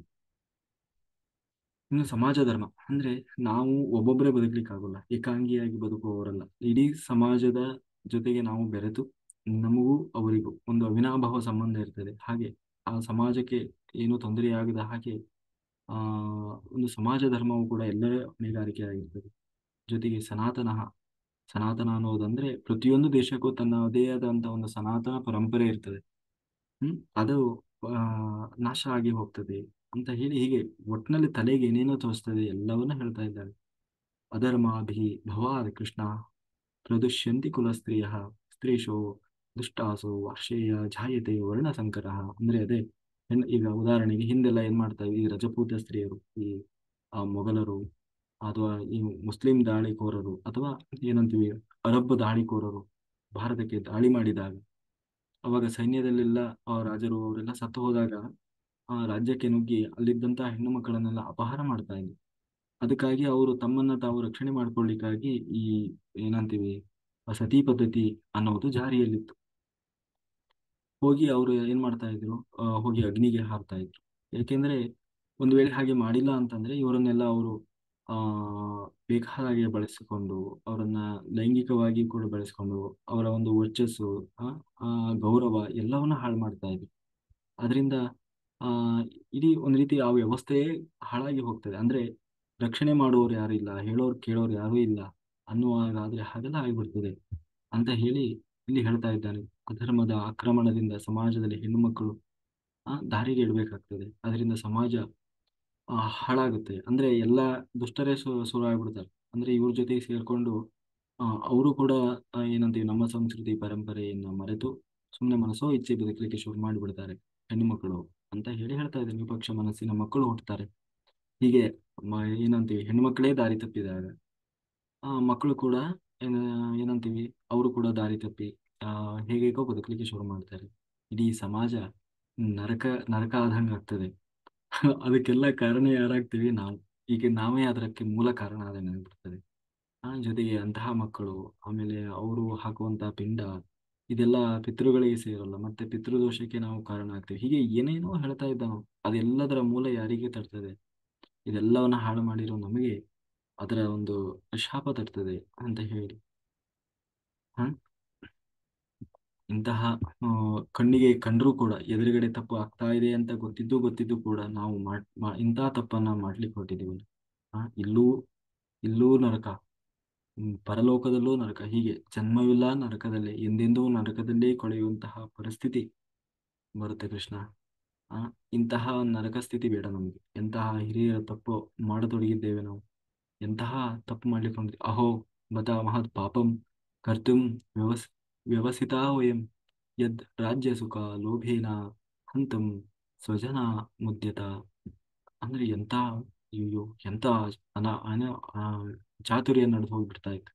ಆ ಎಂತ ದುರಾಸೆಯಿಂದ ಎಂತ ಕೆಲಸ ಮಾಡ್ಲಿಕ್ಕೆ ಹೊರಟಿದ್ದೀವಲ್ಲ ಕೃಷ್ಣ, ನಮಗೆ ಸ್ವಲ್ಪನಾದ್ರೂ ಬುದ್ಧಿ ಬೇಡವ ಅಂತ ಹೇಳಿ ಒಂದೊಮ್ಮೆ ಆ ನಾನು ಇವಾಗ ಕೊನೆಯದಾಗಿ ಏನ್ ಹೇಳಲಿಕ್ಕೆ ಇಷ್ಟಪಡ್ತೇನೆ ಅಂತಂದ್ರೆ, ಯದಿ ಮಾ ಯದಿ ಮಮಾ ಪ್ರತೀಕಾರ ಮಶಸ್ತ್ರಂ ಶಸ್ತ್ರ ಪಾಣಯ ಧೃತರಾಷ್ಟ್ರ ರಣೇ ಅನ್ಯುಸ್ತಸ್ಮೇ ಕ್ಷೇಮತರಂ ಭವೇತ್. ಅಂದ್ರೆ ಒಂದೊಮ್ಮೆ ಎದುರು ನಿಂತು ಏನು ಆ ಏನು ಎದುರು ನಿಂತಿದ್ದಾರಲ್ವಾ ಕೌರವರು, ಅವರು ಬಂದು ನನಗೆ ಏನಾದರೂ ಕೊಲ್ಲಲಿಕ್ಕೆ ಬಂದ್ರು, ನನ್ನ ಮೇಲೆ ಅಸ್ತ್ರ ಶಸ್ತ್ರ ಪ್ರಯೋಗ ಮಾಡಿದರೂ ಕೂಡ ನಾನು ತಿರುಗಿಸಿ ಅವರಿಗೆ ಹೊಡೆಯಲ್ಲ, ಅಸ್ತ್ರ ಬಿಡೋಲ್ಲ, ಶಸ್ತ್ರ ಬಿಡೋಲ್ಲ. ಒಂದು ವೇಳೆ ಅವ್ರು ನನ್ನ ಸಾಯಿಸಿದ್ರೆ ಅದು ನನಗೆ ಭಾಗ್ಯ ಅನ್ಕೊಂಡು ನಾನು ಸತ್ತು ಹೋಗ್ತೇನೆ. ಇದು ಯಾವುದು ಬೇಡ. ಎಲ್ಲ ಬಿಟ್ಟು ಕಾಡಿಗೆ ಹೋಗಿ ಆ ಏನಂತೀವಿ ಭಿಕ್ಷೆ ಬೇಡ್ಕೊಂಡು ಬದುಕು ಬಿಡ್ತೇನೆ ಅಂತ ಹೇಳಿ ಕೃಷ್ಣ ಸಾರಿ ಅರ್ಜುನ ತನ್ನ ವಿಷಾದವನ್ನ ವ್ಯಕ್ತಪಡಿಸಿದ. ಕೊನೆಗೆ ಕೈ ಜಾರಿ ಗಾಂಡೀವ ಗಾಂಡೀವ ಕೈಯಿಂದ ಜಾರಿ ಹೋಗ್ತದೆ. ಕುಸಿದು ರಥದಲ್ಲಿ ಏನಂತೀವಿ ಕೈ ಮೇಲೆ ತಲೆ ಮೇಲೆ ಕೈ ಹೊತ್ತು ಕೂರೋದು ಅಂತೀವಲ್ಲ. ಛೇ ಎಂತ ಕೆಲಸ ಮಾಡ್ಲಿಕ್ಕೆ ಹೊರಟಿದೀವಿ ನಾವು. ಬುದ್ಧಿ ಇದೆಯಾ ನಮ್ಗೆ? ಹೋಗಿ ಹೋಗಿ ಗೊತ್ತಿದ್ದು ಎಂತ ಚಾತುರ್ಯ ನಡೆದು ಬಿಡ್ತಿತ್ತಲ್ವ ಈಗ ಅಂತ ಹೇಳಿ ಇಷ್ಟೆಲ್ಲ ತನ್ನ ಕಥೆಯನ್ನೆಲ್ಲ ಹೇಳ್ಕೊಂಡು ಆ ತಾನು ಏನು ಮಾಡ್ಲಿಕ್ಕೆ ಹೊರಟಿದ್ದೇನೆ, ಏನು ಮಾಡಬೇಕಾಗಿದೆ ಅನ್ನುವುದನ್ನು ಕೂಡ ಮರೆತು ಇಷ್ಟೆಲ್ಲ ತಾನು ಆ ಅರ್ಜುನ ತಾನು ವಿಷಾದವನ್ನು ವ್ಯಕ್ತಪಡಿಸಿದ.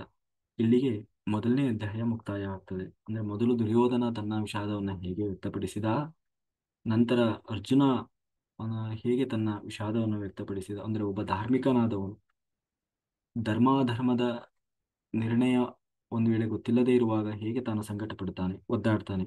ಒಬ್ಬ ದುಷ್ಟನಾದವನು ಅದು ಅಧರ್ಮ ಅಂತ ಗೊತ್ತಿದ್ರು ಕೂಡ, ಅಥವಾ ಧರ್ಮದ ಬಗ್ಗೆ ಆ ಏನು ತಿಳ್ಕೊಳ್ಬೇಕು ಅನ್ನೋ ಉತ್ಸಾಹ ಇಲ್ಲದಿದ್ರೂ ಕೂಡ ತಾನು ಹೇಗೆ ವರ್ತನೆ ಮಾಡ್ತಾನೆ ಅನ್ನುವುದು ಇದು ನಮ್ಮ ಸ್ಥಿತಿ. ಅಂದ್ರೆ ಪ್ರತಿಯೊಬ್ಬ ಮನುಷ್ಯ ಇರುವಂತಹ ಸ್ಥಿತಿ.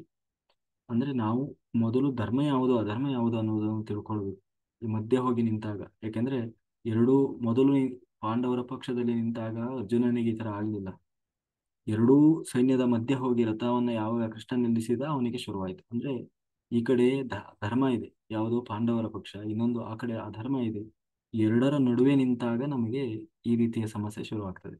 ಧರ್ಮದ ಪರವಾಗಿ ನಿಂತಾಗ ಧರ್ಮದ ಪರವಾಗಿ ನಿಂತಾಗ ಸಮಸ್ಯೆ ಆಗೋದು. ಯಾಕೆಂದ್ರೆ ನಾವು ಧರ್ಮದ ಕೆಲಸ ಮಾಡ್ತಾ ಇದ್ದೀವಿ. ಇಲ್ಲಿ ಧರ್ಮ ಅಂದ್ರೆ ಇಷ್ಟೇ ನೋಡಿ, ನಾವು ಮಾಡಬೇಕಾದ ಕರ್ತವ್ಯ. ಈಗ ಒಬ್ಬ ಸೈನಿಕನಾದವನು ಏನ್ ಕೆಲಸ ಮಾಡಬೇಕು ಅದನ್ನು ಅವನು ಕರೆಕ್ಟ್ ಆಗಿ ಮಾಡ್ಬೇಕು, ಅದು ಅವನ ಧರ್ಮ. ಒಬ್ಬ ಡಾಕ್ಟರ್, ಒಬ್ಬ ಪೊಲೀಸ್, ಒಬ್ಬ ಲಾಯರು, ಏನಂತೀವಿ ಒಬ್ಬ ಮಾಸ್ಟರು, ಒಬ್ಬ ಏನಂತೀವಿ ಒಬ್ಬ ಚೀಫ್ ಮಿನಿಸ್ಟರ್, ಒಬ್ಬ ಪ್ರಧಾನಮಂತ್ರಿ, ಅವರವರಿಗೆ ಏನೇನು ಕರ್ತವ್ಯ ಅನ್ನೋದನ್ನ ವಹಿಸಿದ್ದಾರೆ ಅದನ್ನ ಅವರು ಶಿರಸಾವಹಿಸಿ ಶ್ರದ್ಧೆಯಿಂದ ಸ್ವಲ್ಪವೂ ಚ್ಯುತಿ ಬಾರದ ಹಾಗೆ ಅದನ್ನು ನಿಭಾಯಿಸುವುದೇ ಧರ್ಮ. ಯಾಕೆಂದ್ರೆ ಎಲ್ಲವೂ ಅವರವರ ಕರ್ತವ್ಯವನ್ನು ಕರೆಕ್ಟಾಗಿ ನಿಭಾಯಿಸಿದ್ರೆ ಅಂದ್ರೆ ಎಲ್ಲವೂ ಕರೆಕ್ಟ್ ಆಗಿರುತ್ತೆ. ಎಲ್ಲೂ ಅನ್ಯಾಯ ಅನ್ನೋದು ನಡೆಯೋಲ್ಲ, ಅಕ್ರಮ ಅನ್ನೋದು ನಡೆಯೋಲ್ಲ, ಕೆಟ್ಟದ್ದು ಅಂತ ಎಲ್ಲೂ ನಡೆಯೋಲ್ಲ.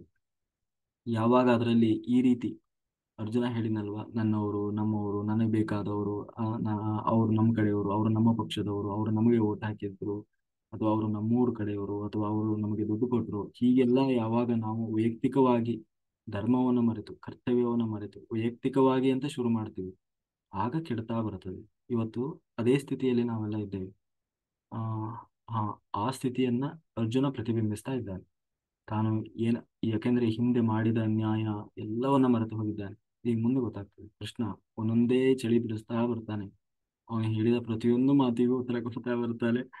ಅದು ಎರಡನೇ ಅಧ್ಯಾಯ, ನಾಳೆ ನಾವು ನೋಡೋಣ ಅಂತ ಹೇಳ್ತಾರೆ. ಕಾಯೇನ ವಾಚಾ ಮನಸೇಂದ್ರಿಯೈರ್ವಾ ಬುದ್ಧ್ಯಾತ್ಮನಾ ವಾ ಪ್ರಕೃತೇ ಸ್ವಭಾವ ಕರೋಮಿ ಯದ್ಯತ್ ಸಕಲಂ ಪರಸ್ಮೈ ನಾರಾಯಣಾಯತಿ ಸಮರ್ಪಯಾಮಿ.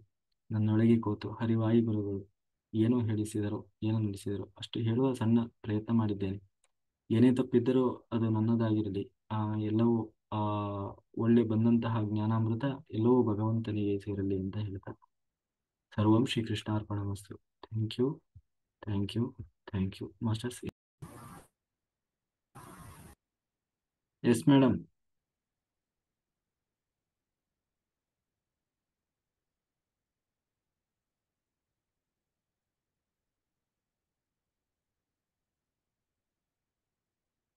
ಮೇಡಮ್ ಹೇಳಿ, ಮಾತಾಡಿ.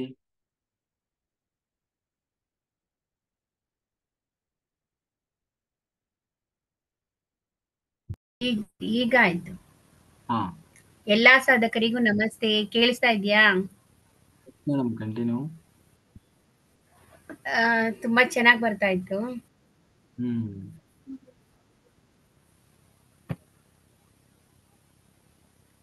ಶ್ರೀ ಕೃಷ್ಣ ಪರಮಾತ್ಮ ಹ್ಮ್ ಎಲ್ಲವನ್ನು ಮಾಡಿಸುವವನು ನಾನೇ ಅಂತ ಹೇಳ್ತಾರಲ್ಲ. ಹ್ಮ್ ಬಟ್ ಅದಾದ್ಮೇಲೂ ಕೂಡ ಅವರು ಎಲ್ಲರನ್ನ ಕೊಂದದ್ದಕ್ಕೆ ನಮ್ಗೆಲ್ಲ ಪಾಪ ಬಂದಿದೆ, ಕರ್ಮ ಬಂದಿದೆ ಅಂತ ಅದಕ್ಕೆಲ್ಲ ಪ್ರಾಯಶ್ಚಿತ್ತ ಮಾಡ್ಕೊಳ್ತಾರಲ್ಲ. ಯಾರು ಮಾಡ್ತಾರೆ? ಅದು ಹೇಗೆ ಅಂತ.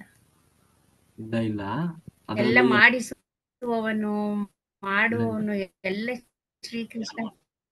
ಇಲ್ಲ ಇಲ್ಲ, ಅದು ಏನಾಗ್ತದೆ ಅಂದ್ರೆ, ಆ ಪಾಂಡವರು ಪ್ರಾಯಶ್ಚಿತ್ತ ಮಾಡ್ಕೊಂಡ್ರು. ಒಂದ್ ನಿಮಿಷ ಅದೇ ಹೇಳ್ತೀನಿ. ಅದೇನಾಗ್ತದೆ ಅಂದ್ರೆ, ಮುಂದೆ ಬರುತ್ತೆ. ಎಲ್ಲ ಯುದ್ಧ ಆದ್ಮೇಲೆ ಧರ್ಮರಾಜ ಬಹಳ ಖಿನ್ನನಾಗಿರ್ತಾನೆ. ಆ, ಆ, ಧರ್ಮ ಯಾಕೆಂದ್ರೆ ನನ್ನಿಂದಾಗಿ ದೊಡ್ಡ ಯುದ್ಧ ನಡೀತು, ಲಕ್ಷ ಲಕ್ಷ ಮಂದ ಹತಿಯಾದ್ರು ಅಂತ ಹೇಳಿ ಬಹಳ ಇದಾಗ್ಬಿಡ್ತಾನೆ. ಏನೋ ಚಿಂತೆ ಮಾಡ್ತಾ ಇರ್ತಾನೆ. ಇವತ್ತು ಅರ್ಜುನನಿಗೆ ಏನಾಗಿದೆ, ಈ ಅರ್ಜುನ ಇವತ್ತು ಯೋಚನೆ ಮಾಡ್ತಾ ಇದ್ದಾನೆ. ಆದ್ರೆ ಇದು ಯುದ್ಧ ಆದ್ಮೇಲೆ ಧರ್ಮರಾಜ ಬರೀ ಚಿಂತೆ ಮಾಡೋದೇ ಮಾಡ್ತಿರ್ತಾನೆ. ಕುಂತಲೇ ಕುತ್ಕೊಳ್ಳೋದು, ನಿಂತಲೇ ನಿಂತ್ಕೊಳ್ಳೋದು. ನಾನು ನಿಜವಾಗ್ಲೂ ಬಹಳ ತಪ್ಪು ಮಾಡಿದೆ. ನನ್ನಿಂದಾಗಿ ಎಷ್ಟೋ ಜನ ಸತ್ತೋದ್ರು. ನಿಜವಾಗ್ಲೂ ನಾನು ಪಾಪಿ, ಆ ಪಾಪ ನನ್ ಬಿಡೋಲ್ಲ ಅಂತ ಹೇಳಿ ಪಾಪ ಪ್ರಜ್ಞೆ ಶುರು ಆಗ್ಬಿಡ್ತದೆ.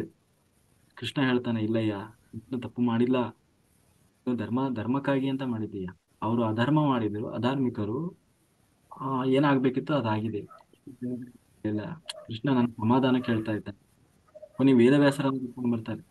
ವೇದವ್ಯಾಸರನ್ನ ಕರ್ಕೊಂಡು ಬಂದು ಅವ್ರ ಕೈಯಲ್ಲಿ ಹೇಳಿಸ್ತಾರೆ, ಇಲ್ಲ ಇಲ್ಲಯ್ಯ, ನಾ ಈ ಭಗವಂತನ ಸಂಕಲ್ಪ ಏನಿತ್ತು ಅದು ನಡೆದಿದೆ.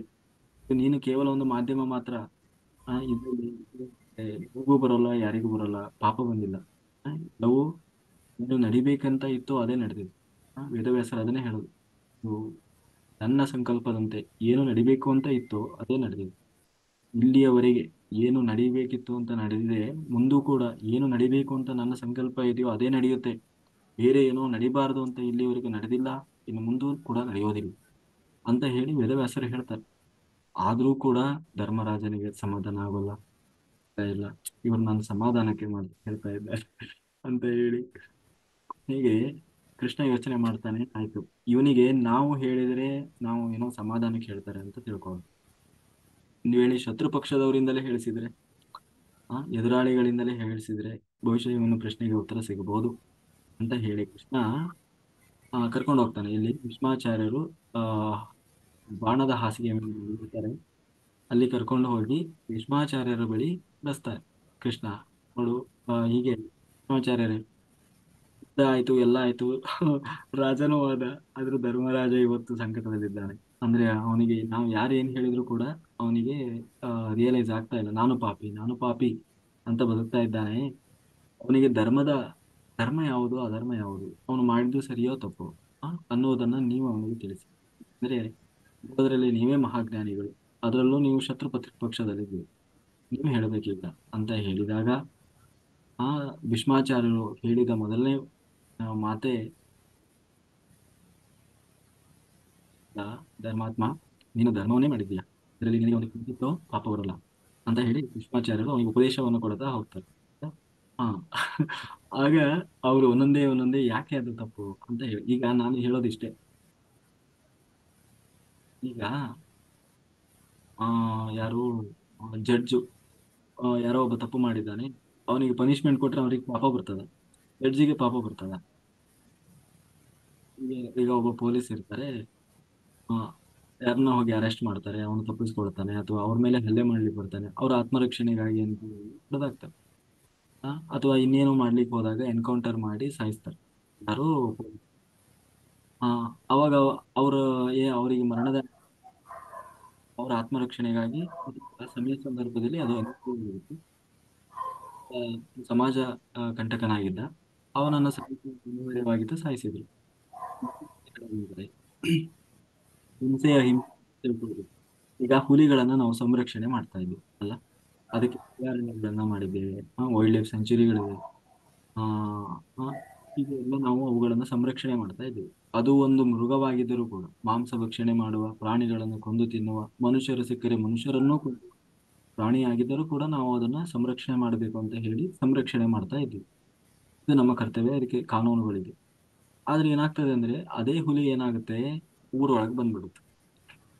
ಊರೊಳಗೆ ಬರ್ತದೆ, ಅದೇನ್ ಮಾಡ್ತೇವೆ, ನಾವು ಹಿಡಿಲಿಕ್ಕೆ ಎಷ್ಟು ಪ್ರಯತ್ನ ಮಾಡಿದ್ರು ಸಿಗಲ್ಲ. ಕೊನೆಗೆ ಒಂದಿನ ಒಬ್ಬ ವ್ಯಕ್ತಿಯನ್ನ ಸಾಯಿಸ್ತೇವೆ, ಮಾರನೇ ದಿವಸ ಒಂದು ಪ್ರಾಣಿ ಸಾಯಿಸ್ತು, ಮೂರನೇ ದಿವಸ ಇನ್ನೊಂದು ವ್ಯಕ್ತಿಯನ್ನ ಸಾಯಿಸ್ತು. ಹೀಗೆ ದಿನ ಒಬ್ಬೊಬ್ರೆ ಕೊನೆಗೆ ಏನ್ ಮಾಡ್ತಾರೆ, ಎಲ್ಲರೂ ಸೇರಿ ಒಂದು ದಿನ ಹೊಡೆದಾಕ್ತಾರೆ. ಅಲ್ಲ, ನಾವೇ ರಕ್ಷಣೆ ಮಾಡ್ತಾ ಇದ್ವಿ ಹುಲಿಗಳನ್ನ, ನೀವೇ ಹೀಗೆ ಮಾಡ್ಬೋದ ಅಂತಂದ್ರೆ ನಮ್ಮ ಇಡೀ ಒಂದು ಏನೋ ಆಪತ್ತು ಅಂತ ಬಂದಾಗ ಆ ಅದನ್ನ ಹಾಗೆ ಬಿಟ್ರೆ ಅದೇನ್ ಮಾಡ್ತದೆ, ದಿನನಿತ್ಯ ಒಬ್ಬರನ್ನ ತಿನ್ಲಿಕ್ಕೆ ಸ್ಟಾರ್ಟ್ ಮಾಡ್ತದೆ. ಅದು ಕೈಗೂ ಸಿಗೋಲ್ಲ, ಈ ಕಡೆ ಹಾನಿ ಆಗೋದು ತಪ್ಪಲ್ಲ. ಅವಾಗ ಏನ್ ಮಾಡ್ಬೇಕು, ಅದನ್ನ ಸಾಯಿಸುವುದು ಅನಿವಾರ್ಯ. ಅದನ್ನ ಸಾಯಿಸುವುದರಿಂದ ಏನಾಗ್ತದೆ, ಎಷ್ಟೋ ಜನರ ಜೀವ ಉಳಿತದೆ. ಅದನ್ನ ಸಂರಕ್ಷಣೆ ಮಾಡ್ಬೇಕನ್ನೋ ಕಾರಣಕ್ಕೋಸ್ಕರ ಇಲ್ಲಿ ಜನರ ಜೀವ ತಗೊಳ್ಳಿಕ್ಕೆ ಸಾಧ್ಯ ಇಲ್ಲ. ಅವಾಗ ಏನ್ ಮಾಡ್ತೀವಿ, ಅದನ್ನ ಹೊಡೆದಾಕ್ತಾರೆ. ಆ ಅವಾಗ ಅದು ಧರ್ಮವೇ ಆಗ್ತದೆ. ಹಾಗೆ ಆ ಹೀಗೆ ನಾವು ಯಾವುದೇ ಧರ್ಮಾಧರ್ಮದ ನಿರ್ಣಯವನ್ನ ಏನೋ ನಿಶ್ಚಯ ಮಾಡಬೇಕು ಅಂದ್ರೆ ಅದನ್ನ ಕರ್ಮದಿಂದ ನಿಶ್ಚಯ ಮಾಡಬಾರ್ದು. ಅದರ ಉದ್ದೇಶ ಮತ್ತೆ ಅದರ ಒಂದು ಪರಿಣಾಮ ಅದರಿಂದ ನಾವು ಏನೋ ಒಂದು ಕರ್ತವ್ಯವನ್ನು ಒಂದು ಕರ್ಮವನ್ನ ಅದು ಧರ್ಮವೋ ಅದು ಅಧರ್ಮವೋ ಅಂತ ಹೇಳಿ ನಿರ್ಧಾರ ಮಾಡಬೇಕು. ಆವಾಗ ಉದಾಹರಣೆಗೆ ಒಬ್ಬ ಮಾಸ್ಟ್ರು ಹೊಡಿತಾರೆ. ಒಬ್ಬ ಮಾಸ್ಟ್ರು ಉದ್ದೇಶ ಮತ್ತೆ ಪರಿಣಾಮ ಇದು ಮುಂದೆ ಹೇಳ್ತಾರೆ. ಧರ್ಮ ಅಧರ್ಮದ ನಿರ್ಣಯವನ್ನು ಹೇಗೆ ಮಾಡಬೇಕು ಅಂತ ಹೇಳಿ. ಈಗ ಒಬ್ಬ ಮಾಸ್ಟ್ರು ಹೊಡಿತಾರೆ ಅಂದ್ರೆ ಒಬ್ಬ ವಿದ್ಯಾರ್ಥಿಗೆ ಯಾಕೆ ಹೊಡಿತಾರೆ? ಅವ್ರ ಉದ್ದೇಶ ಏನಿದೆ? ಅವನು ಓದ್ಲಿ, ಉದ್ಧಾರ ಆಗಲಿ ಅಂತ. ಆಯ್ತಾ?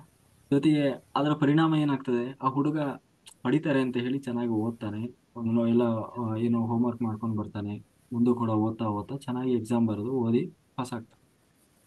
ಅದರ ಪರಿಣಾಮ ಒಳ್ಳೆಯದಿದೆ, ಉದ್ದೇಶವೂ ಒಳ್ಳೆಯದು. ಅದೇ ಕೆಲಸವನ್ನು ಇನ್ನೊಬ್ಬ ಮಾಡ್ತಾನೆ. ಯಾರೋ ಅಮಾಯಕನನ್ನ ಒಬ್ಬ ರೌಡಿ, ಯಾರೋ ಒಬ್ಬ ಗೂಂಡ ಹಿಡ್ಕೊಂಡು ಹೊಡಿತಾ ಇರ್ತಾನೆ. ಅಲ್ಲ, ಮೇಷ್ಟ್ರು ಮಾಡಿದ ಕೆಲಸವನ್ನೇ ಅವನು ಮಾಡ್ತಾ ಇದ್ದಾನೆ, ಅಂದ್ರೆ ಹೊಡೆಯೋ ಕೆಲಸ. ಇಬ್ರು ಮಾಡ್ತಾ ಇರೋದು ಒಂದೇ ಕರ್ಮ, ಯಾರೋ ಇವನೊಬ್ಬ ವ್ಯಕ್ತಿಗೆ ಹಿಂಸೆ ಕೊಡೋದು. ಆದ್ರೆ ಆ ಆ ಕರ್ಮ ಒಂದೇ ಇದೆ ಅಂತ ಹೇಳಿ ಇಬ್ರು ಮಾಡಿದ್ದನ್ನು ಒಂದೇ ಅಂತ ನಾವು ನಿರ್ಧಾರ ಮಾಡ್ಲಿಕ್ಕೆ ಆಗೋಲ್ಲ. ಬದಲಾಗಿ ಇವನ ಉದ್ದೇಶ ಮತ್ತೆ ಅದರ ಪರಿಣಾಮ ಎರಡೂ ಕೆಟ್ಟದಿದೆ. ಹಾಗಾಗಿ ಆ ಉದ್ದೇಶ ಮತ್ತೆ ಪರಿಣಾಮದವನ್ನ ಗಮನಿಸಿ ನಾವು ಇದು ಧರ್ಮವೋ ಅಧರ್ಮವೋ ಅಂತ ನಿರ್ಣಯಿಸಬೇಕೇ ಹೊರತು ಕರ್ಮದಿಂದ ಅಲ್ಲ. ಉದಾಹರಣೆಗೆ ಹೊಟ್ಟೆಗೆ ಚಾಕು ಹಾಕೋದು, ಅದು ಧರ್ಮವೂ ಆಗ್ಬೋದು ಅಧರ್ಮವೂ ಆಗ್ಬೋದು. ಒಬ್ಬ ಆ, ಈ ದರೋಡೆಕೋರ ಅಥವಾ ಒಬ್ಬ ಏನಂತೀವಿ ಸಮಾಜಘಾತುಕ ಒಬ್ಬ ವ್ಯಕ್ತಿ ಹತ್ರ ಇರೋ ಏನೋ ಸಂಪತ್ತನ್ನು ಅಥವಾ ದುಡ್ಡು ಇಸ್ಕೊಳ್ಳಿಕ್ಕೆ ಅಂತ ಹೇಳಿ ಹೊಟ್ಟೆಗೆ ಚಾಕು ಹಾಕ್ಬೋದು. ಇದೇ ಕೆಲಸ ಹೊಟ್ಟೆಗೆ ಚಾಕು ಹಾಕಿ ಹೊಟ್ಟೆ ಕೊಯ್ಯೋ ಕೆಲಸವನ್ನ ಒಬ್ಬ ಡಾಕ್ಟರ್ ಕೂಡ ಮಾಡ್ಬೋದು.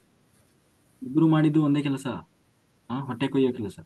ಆದ್ರೆ ಇಬ್ಬರ ಉದ್ದೇಶ ಮತ್ತೆ ಅದರಿಂದ ಆದಂತ ಪರಿಣಾಮ ಏನಿದೆ ಅದರ ಮೇಲೆ ಅದು ಒಳ್ಳೇದು ಕೆಟ್ಟದ್ದು ಅಂತ ನಾವು ಡಿಸೈಡ್ ಮಾಡ್ಬೇಕು. ಅದೇ ಡಾಕ್ಟರ್ ಒಂದ್ ವೇಳೆ ದ್ವೇಷದಿಂದ ಹೊಟ್ಟೆಗೆ ಚೂರಿ ಹಾಕ್ಬೋದು. ಇಷ್ಟು ದಿವಸ ಹೊಟ್ಟೆ ಕೊಯ್ದು ಸೀಸರಿನ್ ಅಥವಾ ಏನು ಸರ್ಜರಿ ಮಾಡ್ತಾ ಇದ್ದ ಡಾಕ್ಟರು ಆ ಕೆಲಸ ಮಾಡಿದಾಗ ಅದು ತಪ್ಪಾಗ್ಲಿಲ್ಲ. ಅದೇ ದ್ವೇಷದಿಂದ ಯಾರಿಗೋ ಹೊಟ್ಟೆಗೆ ಚಾಕು ಹಾಕಿದಾಗ ಅದು ತಪ್ಪಾಗ್ತದೆ. ಹಾಗೆ ಬರೀ ಕರ್ಮವನ್ನ ನೋಡಿ ಡಿಸೈಡ್ ಮಾಡೋದಲ್ಲ, ಅದರ ಉದ್ದೇಶ, ಅವರ ಉದ್ದೇಶ ಏನಿತ್ತು, ಮತ್ತೆ ಆ ಆ ಕರ್ಮವನ್ನು ಮಾಡಿದ ನಂತರ ಏನು ಪರಿಣಾಮ ಆಯ್ತು, ಅಂದ್ರೆ ಅದರ ರಿಸಲ್ಟ್ ಏನು ಅನ್ನುವುದನ್ನ ನೋಡಿ ನಾವು ಆ ಅದು ತಪ್ಪೋ ಸರಿಯೋ ಧರ್ಮವೋ ಅಧರ್ಮವೋ ಅಂತ ಹೇಳಿ ನಿರ್ಧಾರ ಮಾಡಬೇಕೇ ಹೊರತು ಬರೀ ಕರ್ಮದಿಂದಲ್ಲ. ಈಗ ಅವರು ಎಲ್ಲರನ್ನ ಕೊಂದ್ರು ಅಂತ ಅಲ್ಲ, ಯಾರನ್ನ ಕೊಂದ್ರು? ಯಾವ ಅಮಾಯಕರನ್ನ ಕೊಂದ್ರು? ಇಲ್ಲಿಯವರೆಗೆ ಅವರೆಲ್ಲ ಏನೇನೆಲ್ಲ ಅನ್ಯಾಯ ಮಾಡಿದ್ದಾರೆ, ಅಕ್ರಮ ಮಾಡಿದ್ದಾರೆ, ಅದನ್ನೆಲ್ಲ ಗಮನಿಸಿದ್ರೆ ಎಂಥವರಿಗಾದ್ರೂ ಕೋಪಗಳು ಎದ್ದು ನಿಲ್ತವೆ. ಅದಕ್ಕೆ ಸರಿಯಾಗಿ ಹಾಗಾದ್ರೆ ಅವ್ರ ಜೊತೆಗಿರೋ ಉಳಿದಿರೋ ಅಮಾಯಕರ ಸತ್ರಲ್ವಾ ಅಂತಂದ್ರೆ, ಅಲ್ಲ, ಅವ್ರಿಗೆ ಸಪೋರ್ಟ್ ಮಾಡಿ ಅಂತ ಯಾರು ಹೇಳಿದ್ರು? ಅಂತವ್ರನ್ನ ಸಪೋರ್ಟ್ ಮಾಡಿದ್ರೆ ತಪ್ಪಲ್ವಾ? ಇದು ಮುಂದೆ ಹಿಂದೆ ಬರ್ತದೆ. ಎಲ್ಲಿ ಅಂತಂದ್ರೆ, ನಾವು ಭಾಗವತ ಹೇಳುವಾಗ ಪರೀಕ್ಷಿತ ಕೇಳ್ತಾನೆ, ಯಾವಾಗ್ಲೂ ಒಬ್ಬ ದೇವರು ಭಗವಂತ ದೇವತೆಗಳಿಗೆ ಸಹಾಯ ಮಾಡ್ತಾನೆ ಯಾಕೆ? ಆ ಯಾವಾಗ್ಲೂ ಅಸುರರನ್ನ ಸಾಯಿಸ್ತಾ ಇರ್ತಾನೆ ಯಾಕೆ? ಯಾಕೆ ದೇವರಿಗೆ, ಎಲ್ಲರೂ ದೇವರ ಮಕ್ಕಳೇ ಅಲ್ವಾ, ದೇವರಿಗೆ ಒಬ್ಬರನ್ನ ಕಂಡ್ರೆ ಒಂದು ಕಣ್ಣಿಗೆ ಸುಣ್ಣ ಒಂದು ಕಣ್ಣಿಗೆ ಬೆಣ್ಣೆ ಯಾಕೆ ಮಾಡ್ತಾನೆ ಅಂತ ಹೇಳಿ ಪರೀಕ್ಷಿತ ಪ್ರಶ್ನೆ ಮಾಡಿದ್ರೆ, ಅದಕ್ಕೆ ಶುಕಾಚಾರ್ಯರು ಹೇಳ್ತಾರೆ, ನೋಡು, ಭಗವಂತನಿಗೆ ಎಲ್ಲರೂ ಮಕ್ಕಳೇ. ಆಯ್ತಾ? ಆ ಸುಣ್ಣ ಬೆಣ್ಣೆ ಅನ್ನೋದು ಪ್ರಶ್ನೆ ಅಲ್ಲ, ಅಥವಾ ದೇವತೆಗಳು ಅಂದ್ರೆ ಇಷ್ಟ, ಅಸುರರು ದಾನವರು ಅಂದ್ರೆ ಕಷ್ಟ ಅಂತ ಹೇಳಿ ದೇವರಿಗೆ ಇಲ್ಲ. ದೇವರಿಗೆ ಬೇಕಾಗಿರೋದು ಒಂದೇ, ಏನು ಧರ್ಮ ಸಂರಕ್ಷಣೆ ಆಗಬೇಕು. ಯಾರು ಧರ್ಮದ ಪರವಾಗಿ ನಿಲ್ತಾರೆ ಅವ್ರ ಪರವಾಗಿ ದೇವರು ನಿಲ್ತಾರೆ, ಅಷ್ಟೇ ಲಾಜಿಕ್. ಒಂದು ವೇಳೆ ಅಸುರರೂ ಕೂಡ ದಾನವರು ಕೂಡ ಧರ್ಮದ ಪರವಾಗಿ ನಿಂತು ಅನ್ನೋದಾದ್ರೆ ಖಂಡಿತ ಅವರಿಗೂ ಸಪೋರ್ಟ್ ಮಾಡ್ತಾನೆ. ಯಾರಿಗೆ? ಪ್ರಹ್ಲಾದ, ಬಲಿಚಕ್ರವರ್ತಿ, ವಿಭೀಷಣ, ಇವರೆಲ್ಲ ರಾಕ್ಷಸರಾಗಿದ್ದರೂ ಕೂಡ ಆ ಅವರಿಗೆ ದೇವರು ಅವ್ರ ಧರ್ಮದಿಂದ ನಿಂತಿದ್ರಿಂದ, ಧರ್ಮಕ್ಕೆ ಪರವಾಗಿ ನಿಂತಿದ್ರಿಂದ ಅವರಿಗೆ ಸಪೋರ್ಟ್ ಮಾಡಿದ್ನ ಇಲ್ಲ. ಹಾಗೆ ದೇವರಿಗೆ ದೇವರು ನಾನು ಅವರಿಗೋಸ್ಕರ ಬರ್ತೀನಿ ಇವರಿಗೋಸ್ಕರ ಬರ್ತೀನಿ ಅಂತ ಹೇಳಿಲ್ಲ. ಧರ್ಮೋ ರಕ್ಷಿತಿ ರಕ್ಷಿತ. ಧರ್ಮವನ್ನ ಆ ಯದಾ ಯದಾ ಹಿ ಧರ್ಮಸ್ಯ ಗ್ಲಾನಿರ್ಭವತಿ ಭಾರತ, ಅಂದ್ರೆ ಧರ್ಮ ಯಾವಾಗೆಲ್ಲ ಅಳಿತದೆ ಅವಾಗ ಧರ್ಮವನ್ನ ಸಂರಕ್ಷಣೆ ಮಾಡ್ಲಿಕ್ಕೆ, ಧರ್ಮ ಸಂಸ್ಥಾಪನೆ ಮಾಡ್ಲಿಕ್ಕೆ ಬರ್ತೀನಿ ಅಂತ ಹೇಳಿದ್ದಾನೆ. ಹಾಗೆ ದೇವರಿಗೆ ಧರ್ಮ ನಿಲ್ಲುವುದು ಮುಖ್ಯ. ಧರ್ಮ ಅಂದ್ರೆ ಯಾವುದು? ಒಳ್ಳೆತನ, ಒಳ್ಳೇದು, ಭೂಮಿ ಮೇಲೆ ಒಳ್ಳೇದು ಅಂತ. ಓಕೆ, ಇಷ್ಟೆಲ್ಲ ಇದೆ ಮೇಡಮ್. ಆಯ್ತು, ಮುಂದೆ ಎಲ್ಲ ಅದು ಬರ್ತಾ ಹೋಗುತ್ತೆ, ಮುಂದೆ ಮುಂದೆ. ಇವತ್ತು ಆಲ್ರೆಡಿ ಸಮಯ ಆಗಿದೆ. Thank you. ನಾವೀಗ ಓಪನ್ ಮೆಡಿಟೇಷನ್ ಸ್ಟಾರ್ಟ್ ಮಾಡೋಣ.